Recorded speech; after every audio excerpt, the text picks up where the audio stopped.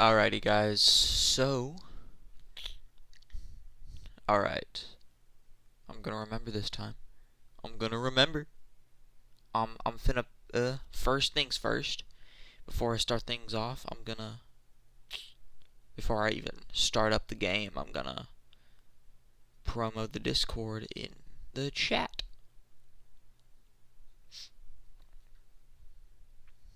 So, alright. Where's YouTube? I'm done. There it is. Alright. Give me one little itty bitty second.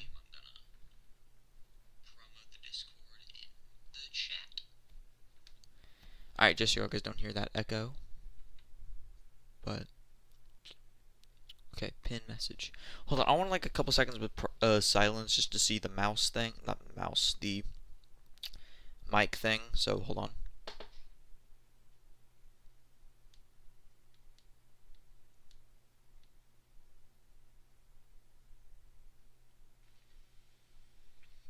Hold on, I want like a couple seconds with the mouse thing. Not the mouse, the mic thing. So hold on.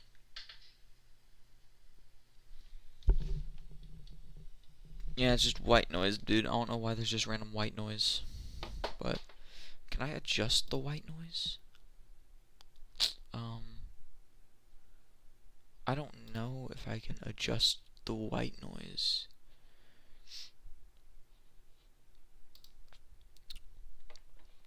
But I guess we're just gonna have to deal with this anyway. I guess I can boot up. First, I'm finna promote this in Discord. Then I'm finna boot up the game. Alright. Alright, up. No streams. Stream pings. Alright.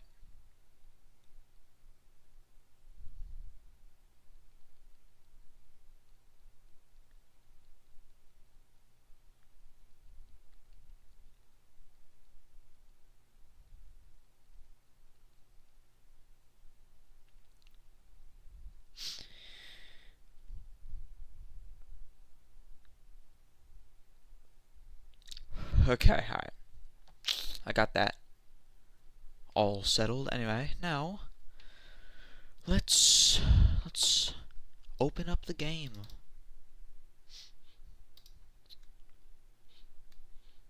The balls, hold on.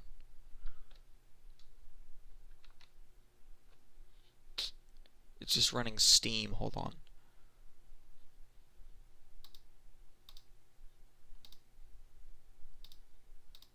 Hold on, now is it? Okay. Here we go.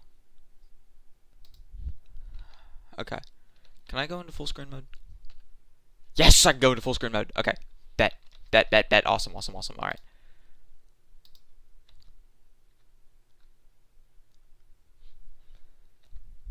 Is it playing? Hold on. Duh, I can check stream. Alright. Okay, seems like, yeah. Yes, I can go into full screen mode. Is it? Hold on. Do I have to record with my whole screen in order for it to show this? No? Do I? Is it playing? Okay. Alright. Okay, seems like, yeah. Okay. Alright, it looks good. Alright. Oh god, why am I playing this? Okay, anyway. This game is not suitable for children or those who are easily disturbed. Good thing I'm not any of those. Individuals suffering from anxiety or depression may not have a safe experience playing this game. For content warnings, please visit blah blah blah blah blah. Again, good thing I'm not any of those. Well, I'm one of them. I'm a child, but not a young child. By playing Doki Doki Literature Club, you agree that you are at least 13 years of age, and you consent to your exposure of highly disturbing content. I agree. Where is my mouse at? Where is my mouse? Where is my mouse at? Like, hold on. Hold on. Wait. I agree. Alright. Okay. Team Salvato. This game is not suitable for children. Those who are easily disturbed. We already saw that. Well, guys. Here we are, I guess.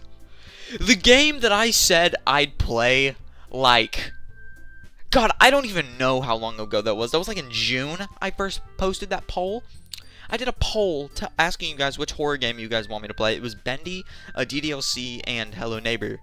This won somehow. I don't know how this won. I can't see my mouse. Let me fix that real quick. I guess I have to stream with my entire screen. Oh, no, I don't want to do that. Hold on. Let me close out tabs. Let me close out the tabs I'm not using. Okay, hold on. Yeah, I guess I'm gonna have to just use my entire screen then. Okay, yeah, I can see my mouse now. Okay. Anyway. So, I'm basically going into this game blind. I honestly don't really know much about this game, except this one's freaky. I hate this one. She's insane, and let's just say we hang out with her a lot. So, check settings. Is there any text speed? Unseen text after choices, music volume. I don't know how this is gonna.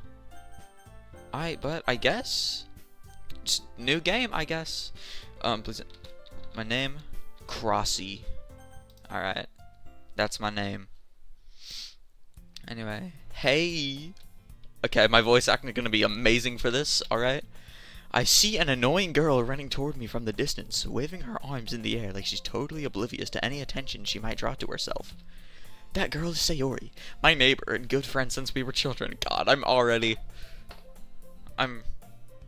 know this is a horror game, but still, it's still disguised as a dating simulator, which is why. God, okay. You know, the kind of friend you'd never see yourself making today, but it just kind of works out because you've known each other for so long. I relate to that a lot. We used to walk to school together on days like this, but starting around high school, she would oversleep more and more frequently, and I would get tired of waiting up. But if she's going to chase me like this, I almost feel better off running away. However, I just sigh and idle in front of the crosswalk and let Sayori catch up to me. Ha! Ha! I'm not doing voice acting for this. I'm not doing. I overslept again. But I caught you this time. Maybe, but only because I decided to stop and wait for you.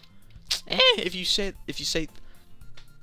y'all are finna have to deal with my stuttering this entire series, alright? Y'all guys are gonna have to work with me here. If you say that like you were thinking about ignoring me. Kinda was. That's mean, Crossy.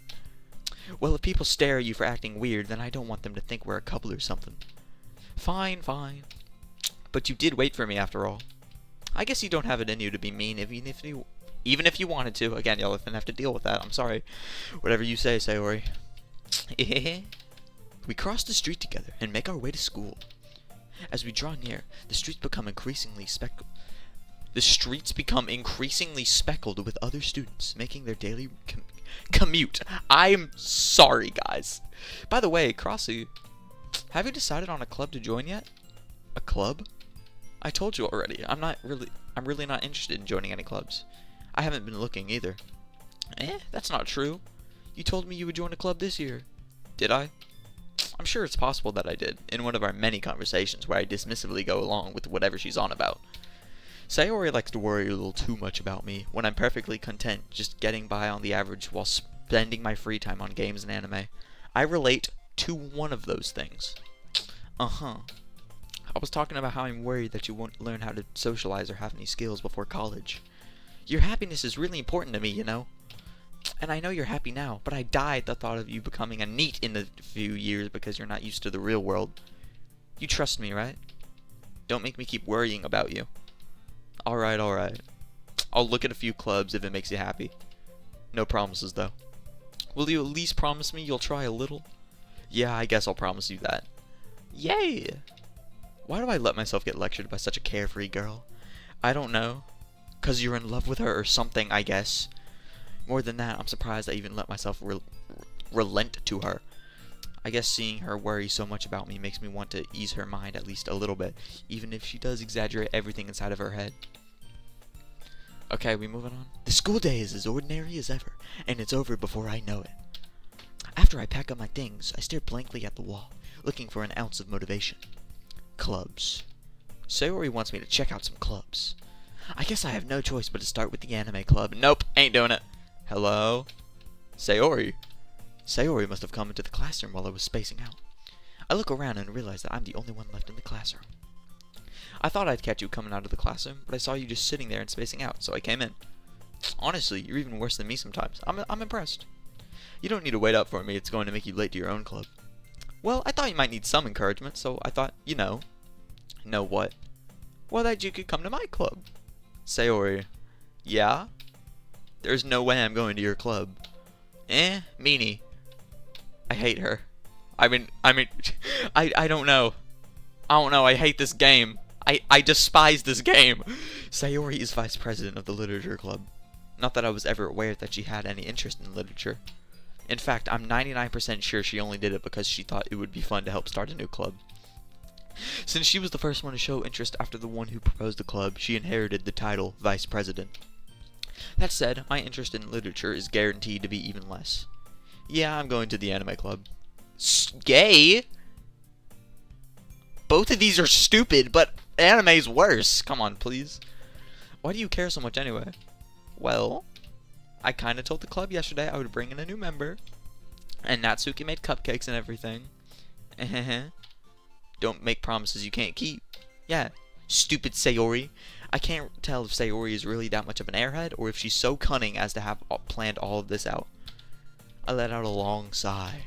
Fine, I'll stop by for a cupcake, okay? Yes, let's go. I'm kinda starting to feel like Speed right now, where he's just skipping through everything, wondering when this game's gonna get fucking good. And thus, today marks the day I sold my soul for a cupcake. Honestly, dude, me too. I do the same. I dejectedly follow Sayori across the school and upstairs, a section of the school I rarely visit, being generally used for third-year classes and activities. That's shift. I pressed a shift instead of enter. Sayori, full of energy, swings open the classroom door. Everyone, the new member is here. I told you, don't call me a new member. I glance around the room. Welcome to the literature club. It's a pleasure meeting you. Girl 1. The one everybody goons over. Sayori always says nice things about you. Seriously? You brought a boy? Girl 2. The one I hate. Way to kill the atmosphere. Ah, Crossy, what a nice surprise. Girl 3. The one I love. Alright. Welcome to the club. Why is she staring into my soul? Why is she just deadpanning the camera? I don't feel comfortable here. All words escape me in this situation. You got 4 women to choose from, bro. Make the right choice. This club is full of incredibly cute girls. I just read that out aloud. Oh my god, I don't want to play this game anymore. Oh, what are you looking at? Not you, that's for sure. If you want to say something, say it. Says sorry. Natsuki. The girl with the sour attitude, whose name is apparently Natsuki, is the one I don't recognize. And the one I want to punt kick across a football field. Her small figure makes me think she's probably a first year. She's also the one who made cupcakes, according to Sayori. You can just ignore her when she gets moody. Sayori says that quietly into my ear, and then turns back towards the other girls. Anyway, this is Natsuki, always full of energy. And this is Yuri, the smartest in the club. Don't say things like that. Yuri, who appears comparably more mature and timid, seems to have a hard time keeping up with people like Sayori and Natsuki. Finally... Nope, brain better. Not TAOC 10. Doki Doki Literature Club. Ah, well, it's nice to meet the both of you. And it sounds like you already know Monica, is that right? That's right. It's great to see you again, Crossy. Y'all guys don't see the pop-up, right? Y'all guys didn't see the pop-up that I just got, right? This is why I don't like recording with my entire screen. Anyway, Monica smiles sweetly. Why is she... Actually, this pose is better. But why... She's... I don't know. Them big old green eyes. Sayori's big old blue eyes ain't helping, but something about... What was the stereotype? Was the stereotype that not blonde. Was the stereotype that blue eyes people eyes are really bright, or is it green eyes? I don't know.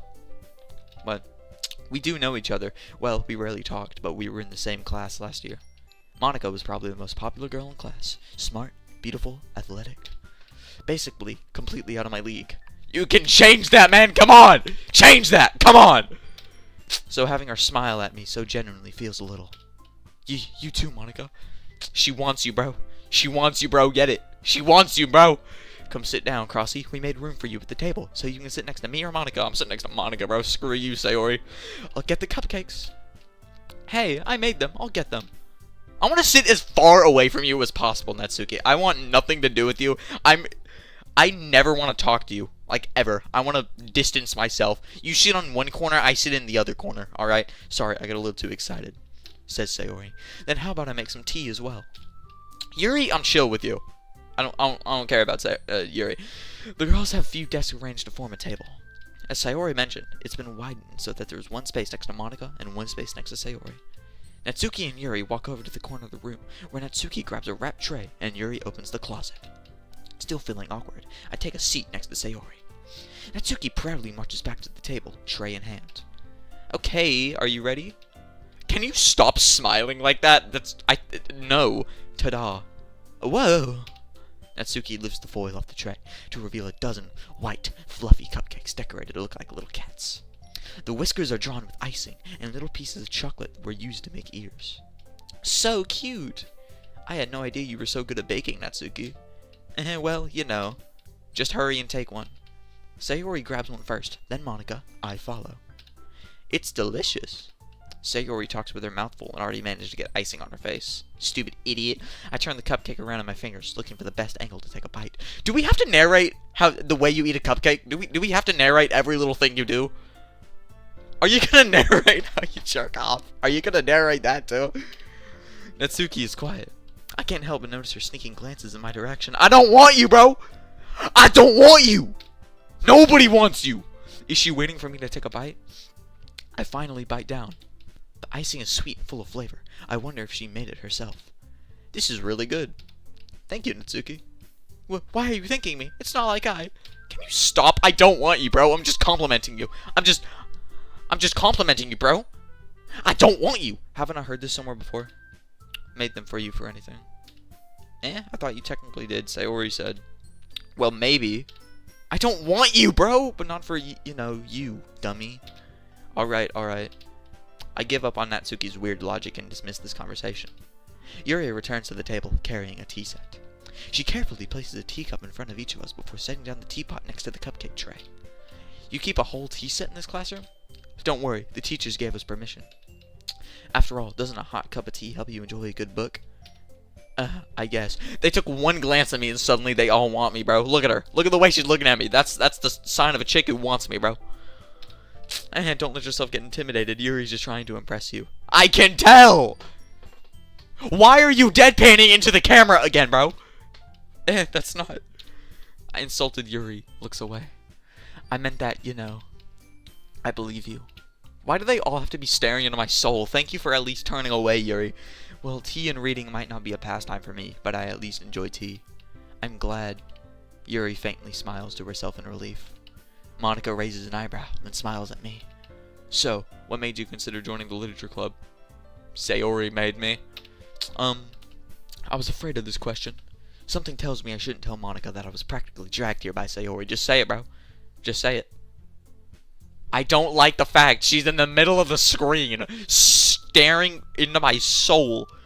I feel like I'm finna wake up and I'm just finna see myself turned into Monica. Like she's implanting. I don't know. Just it's unsettling.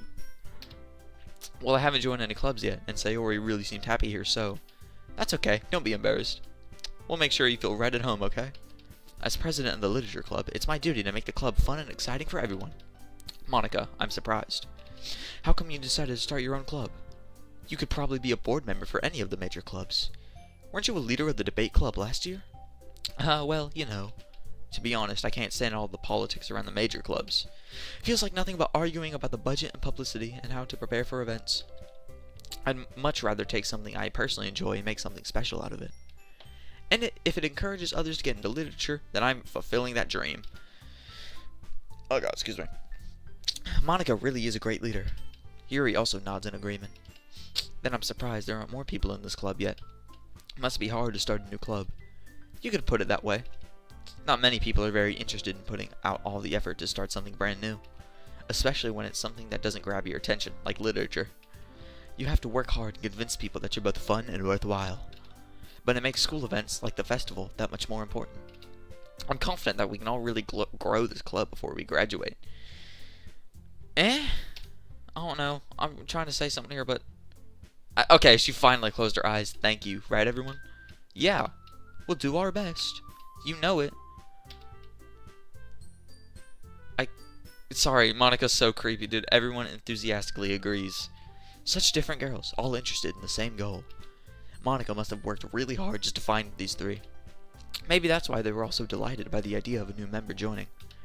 Though, I still don't really know if I can keep up with their level of enthusiasm about literature. So, Crossy, what kind of things do you like to read? Well, not gonna say that. I was gonna say something that starts with an H, but never mind. Considering how little I've read these past few years, I don't really have a good way of answering that. Manga. Gay! I mutter quietly to myself, half joking. Natsuki's head suddenly perks up. I don't want you! What do I have to do to make it clear that I don't want you, bro? I have no interest in you, whatever. God, while I was looking for the reviews on this game on Xbox, they were saying, Natsuki's the best girl. Natsuki's the best one. No, she ain't. No, she ain't, bro. Look at her. Look at this stupid face. Who wants this? Anyway, it looks like she wants to say something, but she keeps quiet. Not much of a reader, I guess. Well, that can change. What am I saying? I spoke without thinking after seeing Yuri's sad smile. Anyway, what about you, Yuri? Well, let's see. Yuri traces the rim of her teacup with her finger. My favorites are usually novels that build deep and complex fantasy worlds. The level of creativity and craftsmanship behind them is amazing to me. And telling a good story in such a foreign world is equally impressive. Yuri goes on, clearly passionate about her reading. She seemed so reserved and timid since the moment I walked in, but it's obvious by the way her eyes light up that she finds her comfort in the world of books, not people. Stupid loser. But you know, I like a lot of things. Stories with deep psychological elements usually immerse me as well. Isn't it amazing how a writer can so deliberately take advantage of your own lack of imagination to completely throw you for a loop? Anyway, I've been reading a lot of horror lately. I read a horror book once. What y'all know about the I Survive series? Is that series still making books? I think it is. I desperately grasp something I can relate to at the minimal level. At this rate, Yuri might as well be having a conversation with a rock. Really? I wouldn't have expected that, Yuri. For someone as gentle as you. I guess you could say that. But if a story makes me think or takes me to another world, then I can't really put it down. I can't put down the cup. I'm sorry, I couldn't help myself. Surreal horror is often very successful at changing the way you look at the world, if only for a brief moment. Ugh, I hate horror. Oh, why's that? Cause you're a stupid, cause you're dumb. That's why nobody loves you. That's why nobody loves you, Natsuki. Well, Natsuki's eye darted over to me for a split second. I do not want you! Is there an option? Kill Natsuki? I want to kill Natsuki. Never mind. That's right, you usually like to write about cute things, don't you, Natsuki? What? What gives you that idea? You left a piece of scrap paper behind last club meeting. It looked like you were working on a poem called Don't Say It Out Loud. And give that back. Fine. Your cupcakes, your poems. Everything you do is just as cute as you are.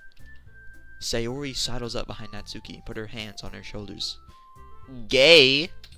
I'm not cute. Actually, Sayori, can you take her? Because I don't want her, bro. I don't want her. You take her. I don't know. Natsuki, you write your own poems? Well, I guess sometimes. Why do you care? I don't. I think that's impressive. I don't. I'm forced to say this. Why don't you share them sometime? No. Never share them, ever. No. Yes, please never do it. Natsuki averts her eyes. You wouldn't like them. I know I wouldn't. And not very confident writer yet? Good. I understand how Natsuki feels. Sharing that level of writing takes more than just confidence. The truest form of writing is writing to oneself. You must be willing to open up your readers, exposing your vulnerabilities and showing even the deepest reaches of your heart. Do you have writing experience too, Yuri? Maybe if you share some of your work, you can set an example and help Natsuki feel comfortable enough to share hers. I guess it's the same for Yuri. Aw, I wanted to read everyone's poems, except for Natsuki's. We all sit in silence for a moment. Okay, I have an idea, everyone. Natsuki and Yuri look quizzically at Monica. Let's all go home and write a poem of our own. Then, next time we meet, we'll all share them with each other. That way, everyone is even. Yeah, let's do it. Plus, now that we have a new member, I think it'll help us all get a little more comfortable with each other and strengthen the bond of the club. Isn't that right, Crossy? Monica smiles warmly at me once again. Sure. I guess, why not? Hold on, there's still one problem. What's that? Now that we're back to the original topic of me joining a club, I bluntly come forth with what's been on my mind the entire time. Sayori dragged me here. I don't like any of y'all. I want to leave.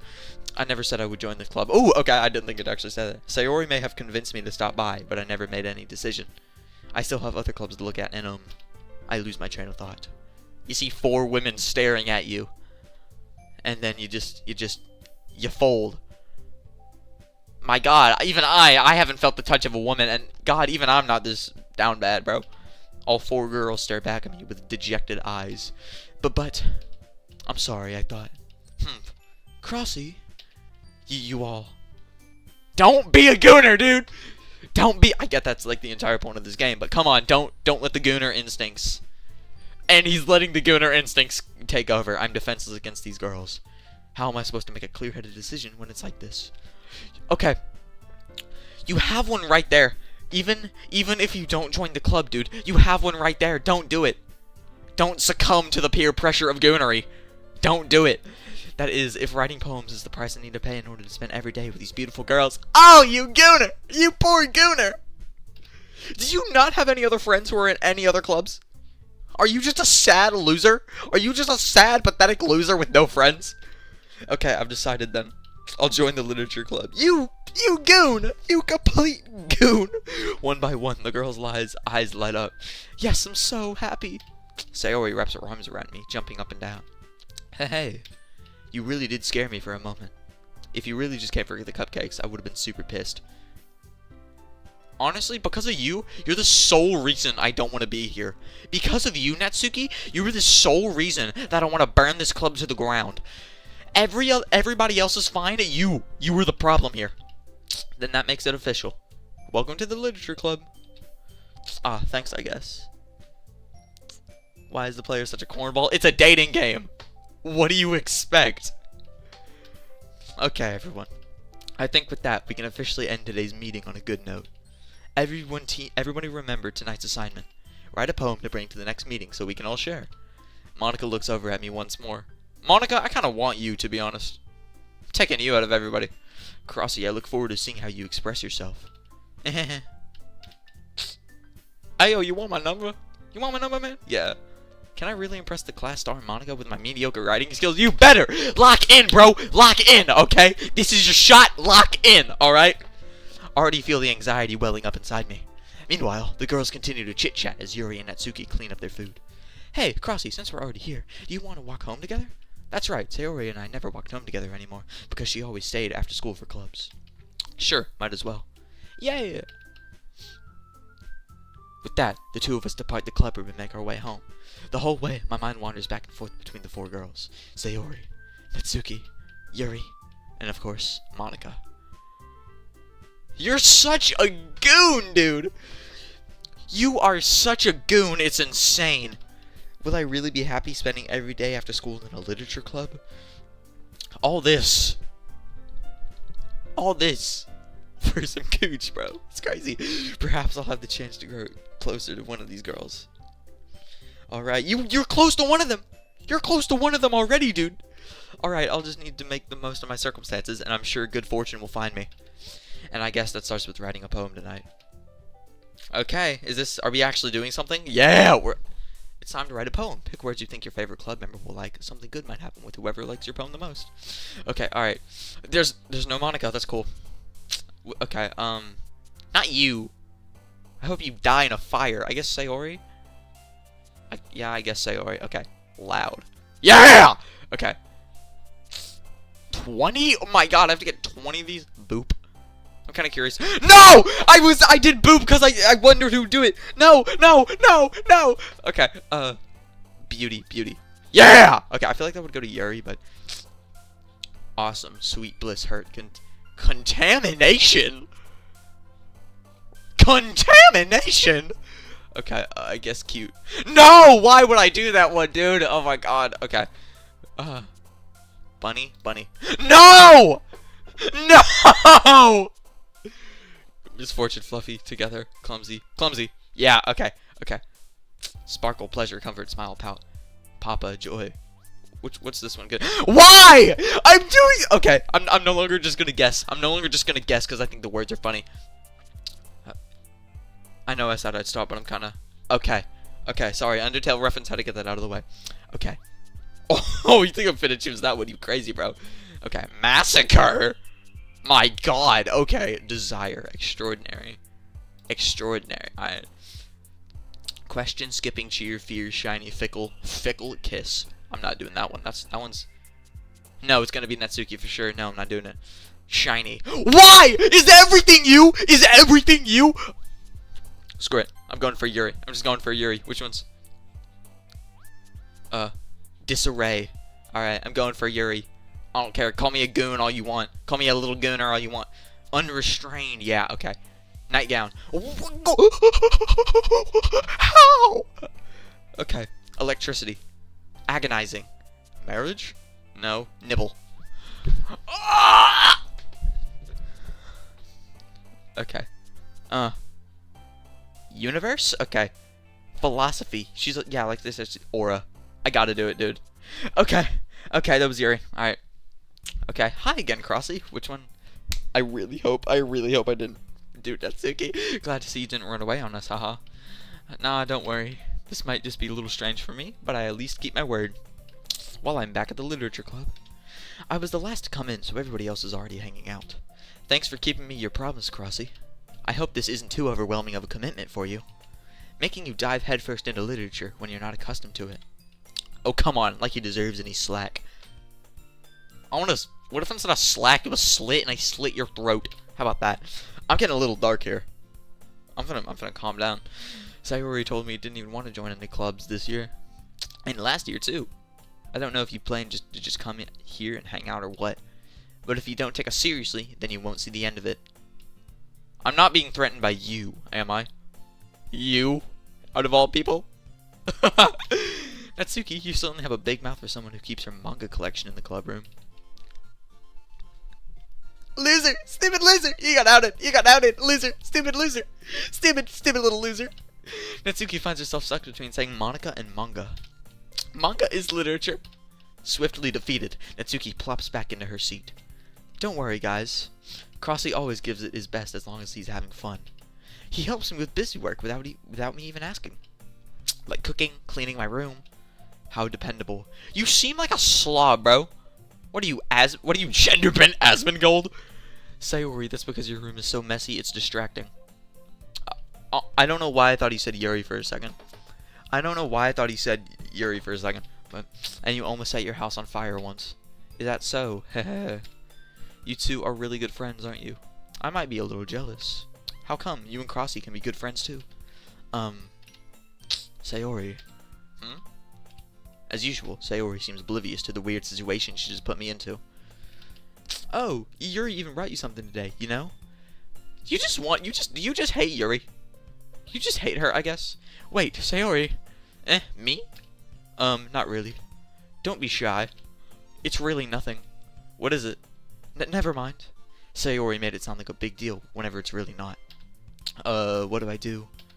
I'm sorry, Yuri. I wasn't thinking. Do you ever? Do you have a brain up there? I guess that means it's up to me to rescue the situation. Hey, don't worry about it. First of all, I just wasn't expecting anything in the first place. So any nice gesture from you is a pleasant surprise. It'll make me happy no matter what. Is that so?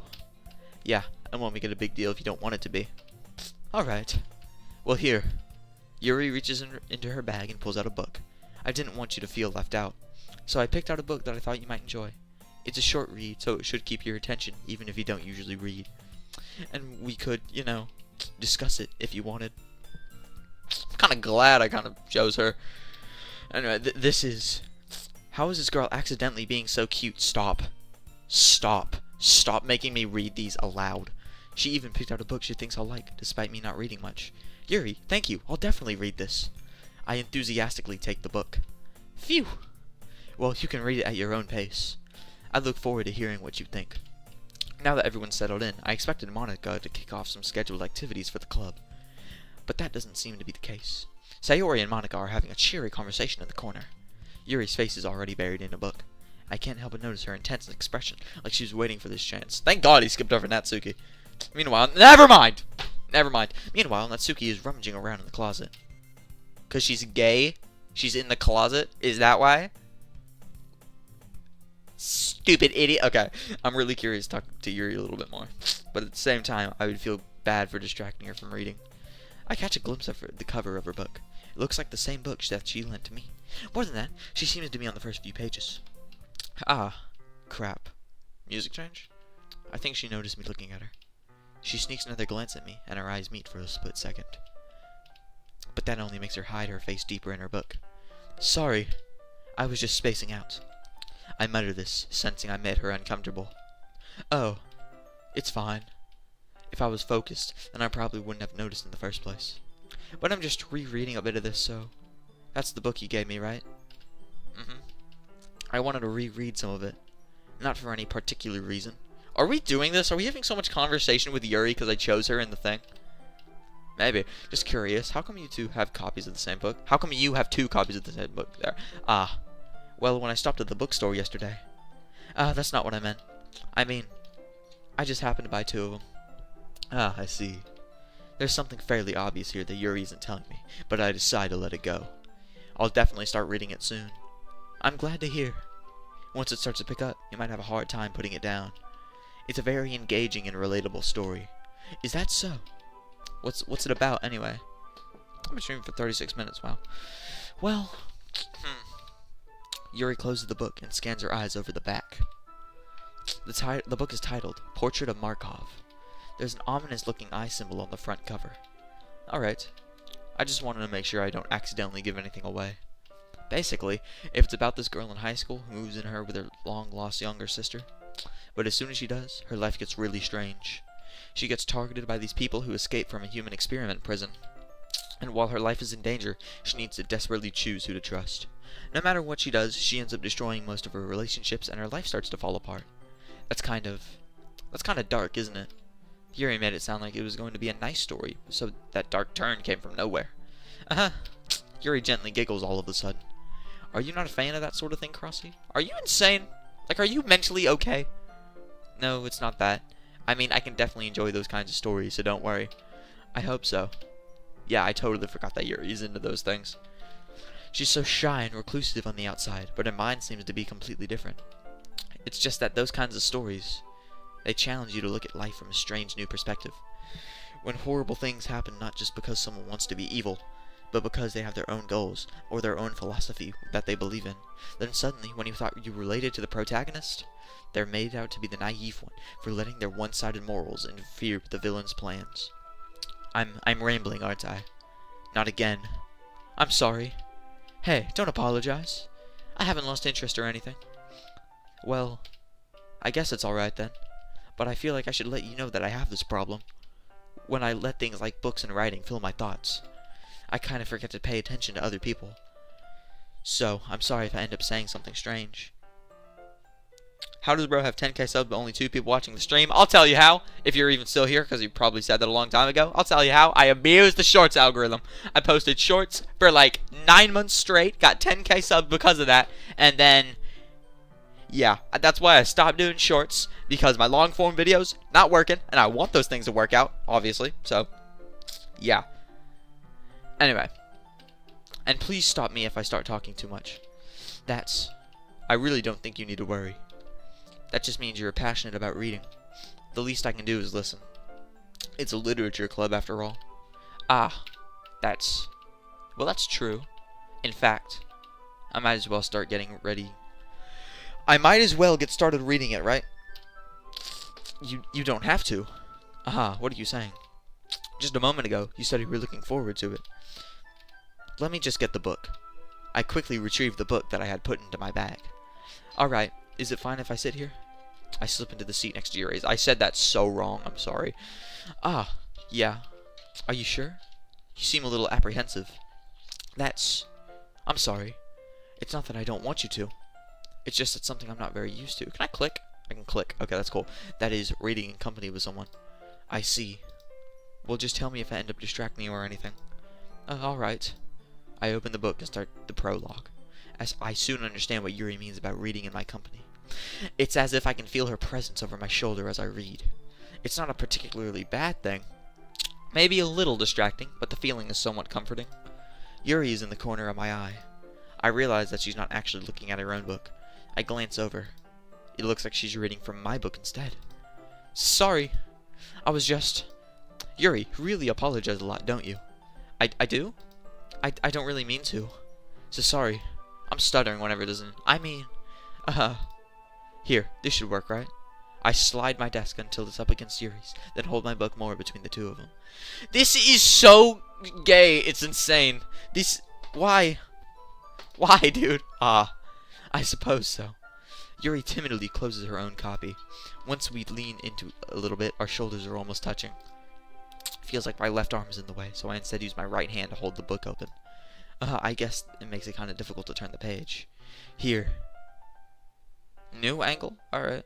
Yuri takes her left arm and holds the left side of the book between her thumb and her forefinger. I do the same with my right arm on the right side of the book. That way I turn a page and Yuri slides it under her thumb after it flips to her side. But in holding it like this, we're huddled even closer together than before. It's actually kind of distracting me. Let the gooner instincts pass, dude. This is supposed to be a dating game, quote unquote, because this is a totally normal dating simulator. Totally, but dude, let the gooner instincts pass. All right, read the book. Read the book with the huzz. All right, stop. You need to lay down on the manga and anime, dude. But it's as if I can feel the warmth of Yuri's face, and she's in the corner of my vision. Stop. Are you ready? To turn the page. Sorry. I think I got a bit distracted for a second. I glance over at Yuri's face again and our eyes meet. I don't know how I'll be able to keep up with her. That's okay. You're not as used to reading, right? I don't mind being patient if it takes you a bit longer. It's probably the least I can do, since you've been so patient with me. Yeah, thanks. We continue reading. Yuri no longer asks me if I'm ready to turn the page. Instead, I just assume that she finished the page before me, so I turn it a bit in my own violation. We continue the first chapter in silence. Even so, turning each page feels like an intimate exchange. My thumb gently letting go of the page, I let it flutter over to her side as she catches it under her own thumb. Hey, Yuri. This might be a silly thought, but the main character kinda reminds me of you a little bit. You think so? How does she? Well, I guess she's more blunt in a lot of ways, but she also second-guesses all the things that she says and does. Like she's afraid she'll do something wrong. It's not like I can see into your head or anything, but they're kind of reminiscent of some of your mannerisms. I see. Yuri remains silent for the moment. But Crossy, that's probably a terrible thing to have in common with her. Oh, that's so embarrassing that you think that. Well, wait. I didn't mean it in a bad way or anything. Sorry, I really didn't know you were self-conscious about that sort of thing. I guess I more meant it like it's kind of cute. I'm going back to enter. What are you saying all of a sudden? Okay, everyone. Thank you, Monica. Thank you for getting me out of this. I think it's about time we share today's poems with each other. We might not have enough time if we wait too long. Yuri exhales, spared from finishing her thought. Is that alright, Yuri? You look kind of down. I'm sorry you haven't been looking forward to this. Oh, it's not. It's fine. Yuri releases her hand from the book, causing it to close on top of my thumb. Alright. I guess I'll do some more reading tonight. Or would you prefer I only read it with you? I guess I don't have too much of a preference either way. In that case, I'll read a little bit more tonight. It'll be more fun to read with you after it picks up a bit, you know? That's good reasoning. In that case, feel free to finish the first 2 chapters in your own time. Alright. I stand up. I make a mental note of where I left off in the book, then slip it back into my bag. By the way, did you remember to write a poem last night? Yeah, you bet. I kept choosing that little bitch Natsuki the entire time. Yeah. My relaxation ends. I can't believe I agreed to do something so embarrassing. Don't worry, King, you got this. I couldn't really find much inspiration since I've never really done this before.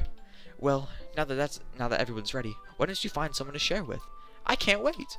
Sayori and Monica enthusiastically pull out their poems. Sayori's is on a wrinkled sheet of loose leaf torn from a spiral notebook. On the other hand, Monica wrote hers in a composition notebook. I can already see Monica's pristine handwriting from where I sit. Natsuki and Yuri reluctantly comply as well, reaching into their bags. I do the same myself. Who should I show my poem to first? Monica, duh. Okay, I should start with Monica. Yesterday, she seemed eager to read my poem, and I want her to know I'm putting in effort. Alright. Hi, Crossy. Having a good time so far? Yeah. Good, glad to hear it. You gooner. You're only in here 'cause you goon. You goon. You little goober. You gooner. You gooning goober. Glad to hear it. By the way, since you're new and everything, if you ever have any suggestions for the club, like new activities or things we can do better, I'm always listening. Don't be afraid to bring things up, okay? Alright, I'll keep that in mind. Of course I'll be afraid to bring the things up. I'm much better off just going with the flow until I'm more settled in. Anyway, want to share your poems with me? It's kind of embarrassing, but I guess I have to. Don't worry, Crossy. We're all a little embarrassed today, you know? But if that sort of barrier... But it's that sort of barrier that we'll all learn to get past soon. Yeah, that's true. I hand Monica my poem. Great job, Crossy. I was going ooh in my head while reading it. It's really metaphorical. I'm not sure why, but I didn't expect you to go for something so deep. I guess I underestimated you. It's easiest for me to keep everyone's expectations low. That way, it always counts when I put in some effort. That's not very fair. Well, I guess it worked anyway. You know that Yuri likes this kind of writing, right? Yeah, I know. Writing that's full of imagery and symbolism. Unlike Sayori, who likes using simple and direct words to describe happiness and sadness. You giving me tips to riz the huzz with? You giving me tips to riz the huzz with? Yuri likes it when readers are left to derive their own meanings out of it. It's very challenging to write like that effectively, both allowing people to get something out of it just by feel, or letting them deeply analyze all the nuances. It can take years of practice, which I'm assuming Yuri has at this point. I never really asked, though. I'm sure I'm nowhere near her level yet. Don't worry so much about that. You do your own thing. Just keep exploring and learn by trying new things. I'm sure I'll end up trying different things a lot. It could take a while before I feel comfortable doing this. That's okay. I'd love to see you try new things. That's the best way to find the kind of style that suits you. Everyone else might be a little biased towards their own kind of styles, but I'll always help you find what suits you the most. So don't force yourself to write the way everyone else wants you to write. It's not like you have to worry about impressing them or anything. I don't know why I said imprisoning. Anyway, do you want to read my poem now? Don't worry, I'm not very good. You sound pretty confident for someone who claims to not be very good. Well, that's because I have to sound confident. That doesn't mean I always feel that way, you know? Be like me. Be confident in everything. I see. Well, let's read it then. Okay, here we go. Hole in the Wall by Monica. It couldn't have been me. See the direction? The spackle protrudes. A noisy neighbor? An angry boyfriend? I'll never know. I wasn't home. I peer inside for a clue. No! I can't see. I reel. Blind like a film left out in the sun. But it's too late. My retinas. Already scorched like a permanent copy of the meaningless image. It's just a little hole. It wasn't too bright. It was too deep. Stretching forever into everything. A hole of infinite choices. I realize now that I wasn't looking in. I was looking out. And he, on the other side, was looking in. Click outside poem area to continue. So, what do you think? It's very freeform, if that's what you called it. Sorry, I'm not really the right person to ask for feedback. It's okay. Yeah, that kind of style has been gotten pretty popular nowadays. That is, a lot of poems have been putting emphasis on the timing between words and lines. Loki? Not a reading nerd. Not a literature nerd. So I can't say anything. That's why I did not say anything after I finished reading it. When performed out loud, it can be really powerful. What was the inspiration behind this one? Me? Well, I'm not sure if I know how to put it. Me. I guess you'd say I had some kind of epiphany recently. It's me. She wants you, bro. Go for the huzz. Go for the green-eyed huzz, bro. Go for the green-eyed insane huzz. It's been influencing my poems a bit. An epiphany? Yeah, something like that. I'm kind of nervous to talk about deep stuff like that because it's kind of coming on strongly. Maybe after everyone is better friends with each other. Anyway, here's Monica's writing tip of the day. Sometimes when you're writing a poem or a story, your brain gets too fixated on a specific point. If you try so hard to make it perfect, then you'll never make any progress. Just force yourself to get something down on paper and tidy it up later. Another way to think about it is, if you keep your pen in the same spot for too long, you'll just get a big dark puddle of ink. So just move your hand and go with the flow. That's my advice for today. Thanks for listening. Is that good advice? Oh my god, I have to go through more of this. I have to go through more of this, dude. I guess Yuri. As Yuri reads the poem, I notice her eyes lighten. Exceptional. What was that? Did I say that out loud? Yuri first covers her mouth, but then ends up covering her whole face. He's going to hate me. You really didn't do anything wrong, Yuri. I guess you're right. What am I getting so nervous for? Ahaha. Yuri takes a breath. So, what kind of writing experience do you have? None at all. Your use of imagery and metaphors indicates you've been writing a lot of poetry before. I don't even know what a metaphor is, dude. Being honest, I don't even know what a metaphor is. Really?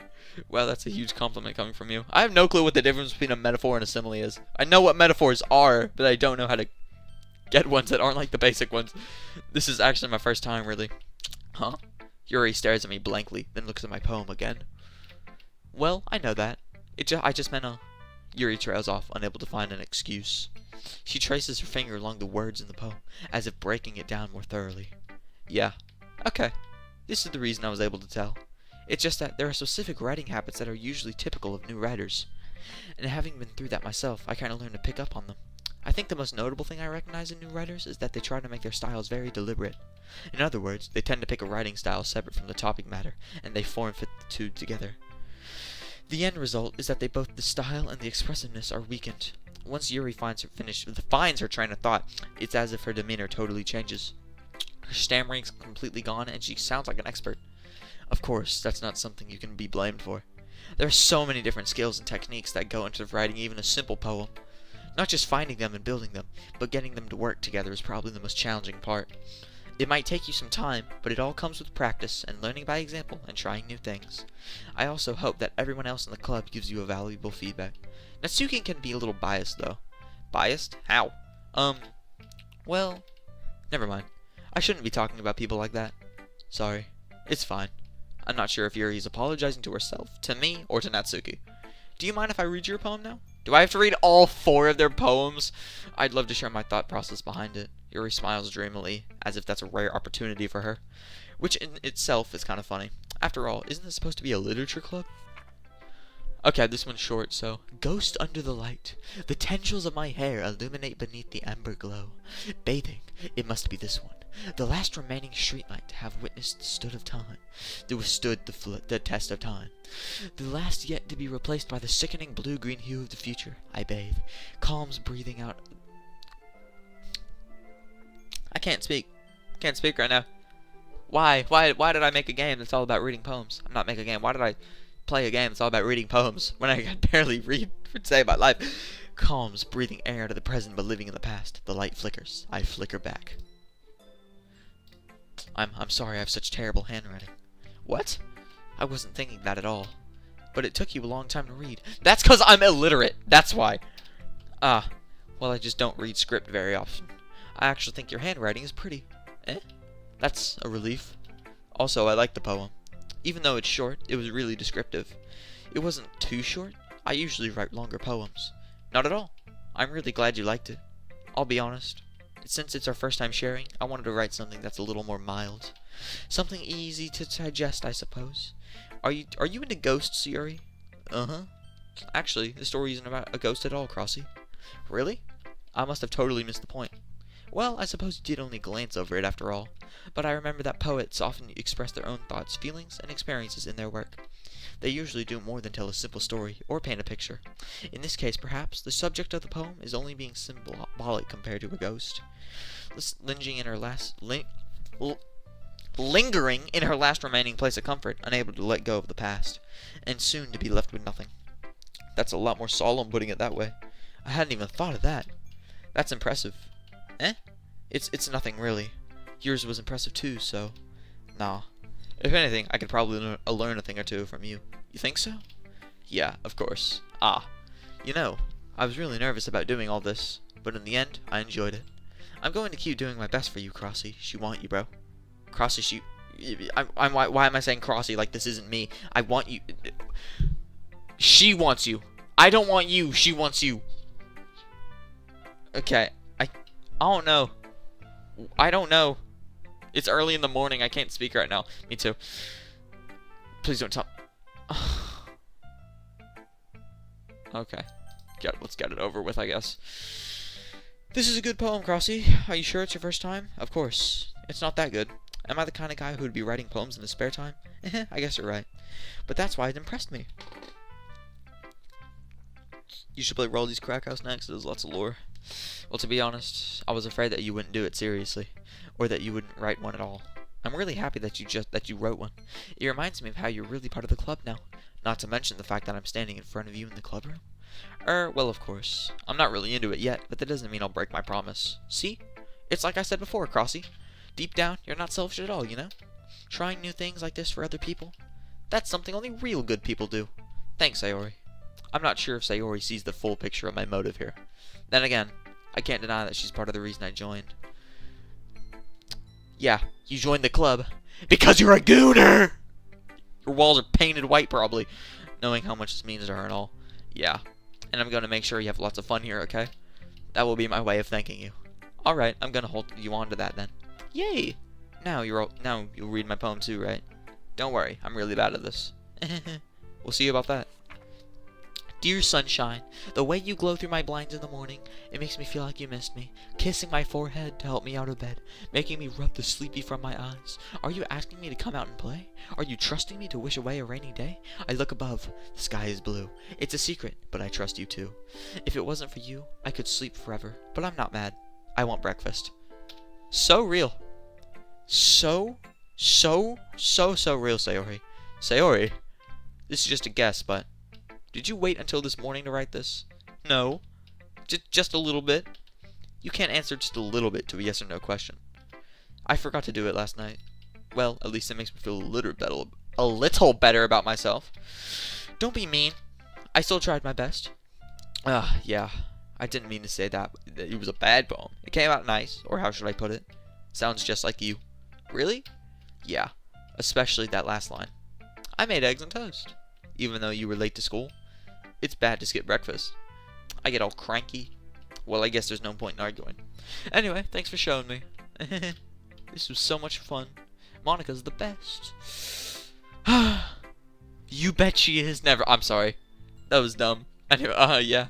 Next time I won't forget. And I'm gonna write the best poem ever. Well, I guess I look forward to it.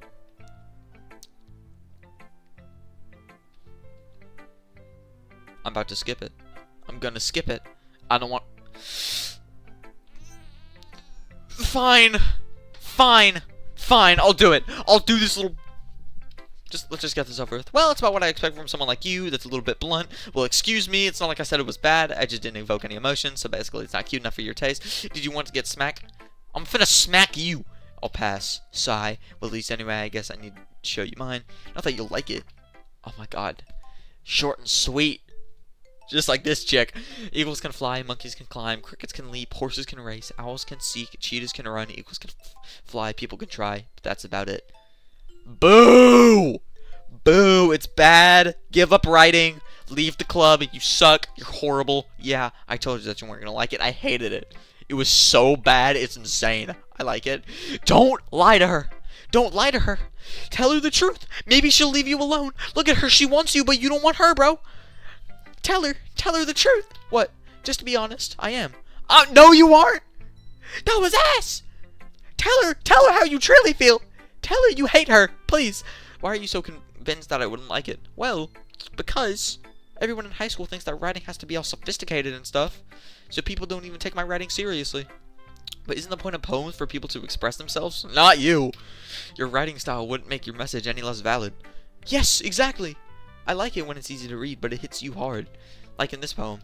Seeing everyone around you do great things can be really disheartening, so I decided to write about it. Yeah, I understand.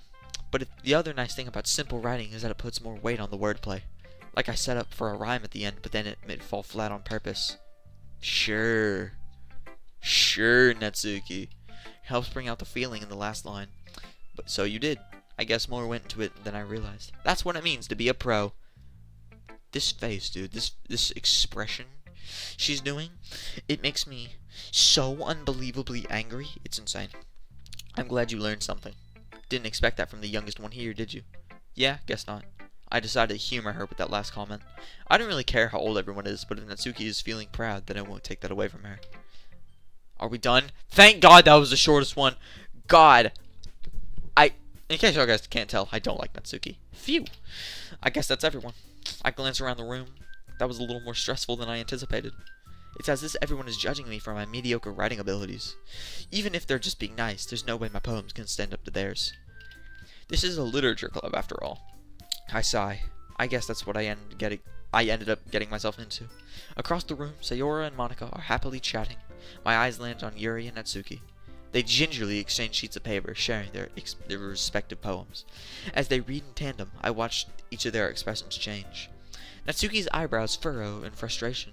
Meanwhile, Yuri smiles sadly. What's with this language? Did you say something? Oh, it's nothing. Natsuki dismissively returned the poem to the desk with one hand. I guess you could say it's fancy. Thanks. Yours is cute. Cute? Did you completely miss the symbolism or something? Just admit you're bad, bro. Just admit you're bad, dude. Just admit your writing is not good. Just admit it. It's clearly about the feeling of giving up. How can that be cute? I know that. I just meant the language, I guess. I was trying to say something nice. You mean you have to try that hard to come up with something nice to say? Yes. Yes, the fact she came up with anything nice to say at all is insane. Thanks, but it really didn't come out nice at all. Well, I do have a couple suggestions. If I was looking for suggestions, I would have asked someone who actually liked it. Which people did, by the way. No, they didn't. They're lying to you. They're lying. What's up with Yuri? Yuri wants me, that's what's up with her. Sayori liked it. And Crossy did too. So based on that, I'll gladly give you some suggestions of my own. A, Sayori likes everything. B, I was lying. Alright?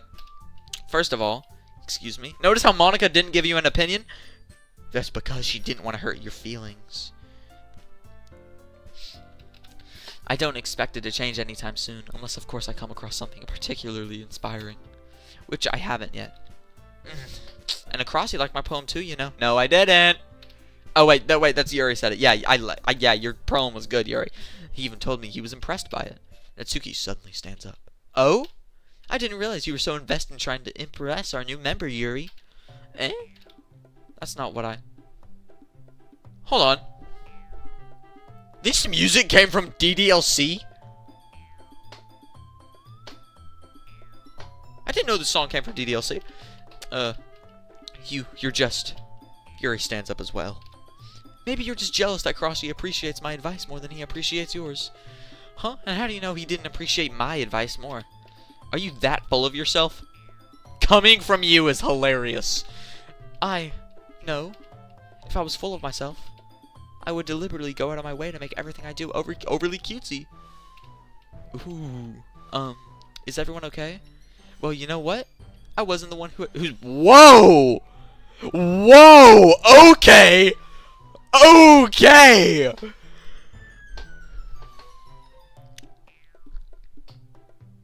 Alright. I wasn't the one whose boobs magically grew a size a little bigger as soon as Crossy started showing up. Natsuki! Natsuki, that's a little... This doesn't involve you. This is why I hate you, Natsuki. This is why nobody likes you. I don't like fighting, guys. Suddenly, both girls torn towards me as if they just noticed I was standing there. Crossy! She's just trying to make me look bad. That's not true. She started it. If she could get over herself and learn to appreciate that simple writing is more effective, then this wouldn't have happened in the first place. What's the point in making your poems all convoluted for no reason? The meaning should jump out at the reader, not force them to have it to figure it out. Help me explain that to her, Crossy. Well, wait! There's a reason we have so many deep and expressive words in our language. It's the only way to convey complex feelings and meaning the most effectively. Avoiding them is not only unnecessarily limiting yourself, it's also a waste. You understand that, right, Crossy? Well? How did I get dragged into this in the first place? It's not like I know anything about writing, but whomever I agree with, they'll probably think more highly of me. So of course, who's it going to be? What do y'all guys think? What do y'all guys think I'm going to choose? I'm going to choose Natsuki, obviously. I love Natsuki. Natsuki is my favorite fictional character ever. I hate you, Natsuki. I hope you die in a house fire. Natsuki, you're right that I liked your poem. No, you're wrong. I hated it. See? Wait. That's not an excuse for you to be so mean. You shouldn't pick a fight just because someone's opinion is different. That's not what happened at all. Yuri wouldn't even take my poem seriously. I understand. Yuri, eh? You're a seriously talented writer. It's no secret that I was impressed. Well, that's... But here's the thing. No matter how simple or refined someone's writing style is, they're still putting feelings into it, and it becomes something really personal. Excuse me. Natsuki's not the main character, bro. If she's the main character, I'm deleting this game. That's why Natsuki felt threatened when he said her poem was cute. I see. I didn't notice that I'm sorry. Ooh. But Natsuki, you took it way too far. Yuri means well, and if you just told her how you felt, then this wouldn't have been happening in the first place. Are you kidding? That's exactly what I did. It was her that... Natsuki, I think that's enough. Kill her, Monica. Kill her. You both said some things that you didn't mean. Yuri apologized. Don't you think you should too? Natsuki clenches her fist. Gulp. I'm scared. In the end, nobody has taken her side. Idiot, dummy. Nobody loves you. Nobody loves you, Natsuki. Nobody loves you. Stupid pink hair. Stupid pink hair. She's trapped at this point, being defiant only because she can't handle the pressure. I end up feeling bad for her. Sometimes when I'm hurt, it helps to take a walk and clear my head. Sayori, she doesn't need to. You know what? I'm going to do that. It'll spare me from having to look at all your faces right now. Without warning, Natsuki snatches her own poem up from the desk and storms out. On her way out, she crumples up the poem with her hands and throws it in the trash. Good. Natsuki! She really didn't need to do that. I look across the room. Yuri has her chin buried in her hands while she stares down at her desk. I gingerly approach her and sit in an adjacent chair. Sigh. Everything alright? I'm so embarrassed. I can't believe I acted like that. You probably hate me now. No. No, I hate Natsuki. No, Yuri. How could anyone not have gotten frustrated after being treated like that? You handled it as well as anyone could. I don't think any less of you. Well, alright, I believe you. Thanks, Crossy. You're too kind. I'm thankful to have you a part of this club now. It's nothing. One more thing. That one thing that Natsuki said about, you know, don't make me repeat it. I would never do anything so shameful. So, what thing did Natsuki say? Please. Please, don't make her repeat it, please. Don't make her repeat it, please. Well, never mind that. I'm going to make some tea. Good idea. Make enough for more than one person, okay? Yeah. Okay, everyone. It's just about time for us to leave. How did you all feel about sharing poems? It was a lot of fun. Well, I'd say it was worth it. It was alright, well, mostly. Crossy, how about you? Yeah, I'd say the same. It was a neat thing to talk about with everyone. Awesome. In that case, we'll do the same thing tomorrow. And maybe you learned something from your friends, too. So your poems will turn out even better. I think to myself, I did learn a little more about the kinds of poems everyone likes. With any luck, that means I can at least do a better job impressing those who I want to impress. I nod to myself with newfound determination. Crossy! Ready to walk home? Sure, let's go. Sayori beams at me. It truly has been a while since Sayori and I have spent this much time together. I can't really say I'm not enjoying it either. Sayori, about what happened earlier. What do you mean? You know, between Yuri and Natsuki. Does that kind of thing happen often? No. That's really the first time I've seen them fight like that. I promise they're both wonderful people. You don't hate them, do you? I hate one of them. No, I don't hate them. I hate one of them. I just wanted your opinion, that's all. I can see why they make good friends with you. Phew. You know, Crossy, it's nice that I get to spend time with you in the club. But I think seeing you get along with everyone is what makes me the happiest. And I think everyone really likes you, too. That's... Every day is going to be so much fun. Sigh. It looks like Sayori still hasn't caught on to the situation I'm kind of in. Sure, being friends with everyone is nice, but does it really need to stop there? Well... Oh my god. Oh my god, this gooner. This little gooner. Where's my man Senpai at? So real. We'll just have to see what the future holds, Sayori. I pat Sayori on the shoulder. I said that more to myself than to her, but it's easy to use Sayori as an internal monologue sometimes. Okay, yeah, let's do this. What were they doing? I forgot what they were doing. I zoned out. I forgot. I was bullying Natsuki and looking at chat, but okay. Anyway, I gotta write another poem. Unstable. All right. Defeat. How was Sayori defeat? For the Okay. Okay, you know what? I kind of did a lot with Yuri. Let's do Sayori this time. Joy. No, Bunny was Natsuki last time, I'm pretty sure. So... Cheeks. No! Does it mean cheeks as in, like, Natsuki is cheeks and is the worst character? Climax, whistle, treasure, treasure. Alright. Candy. Okay, genuinely. I should have known that one. Kawaii. I know which one that is, not just family. Pleasure. I mean, excitement. Vertigo. Loud. Fickle. I have no clue what fickle means. Bed. Okay. Fun. Giggle? How are you giggle? How are you giggle?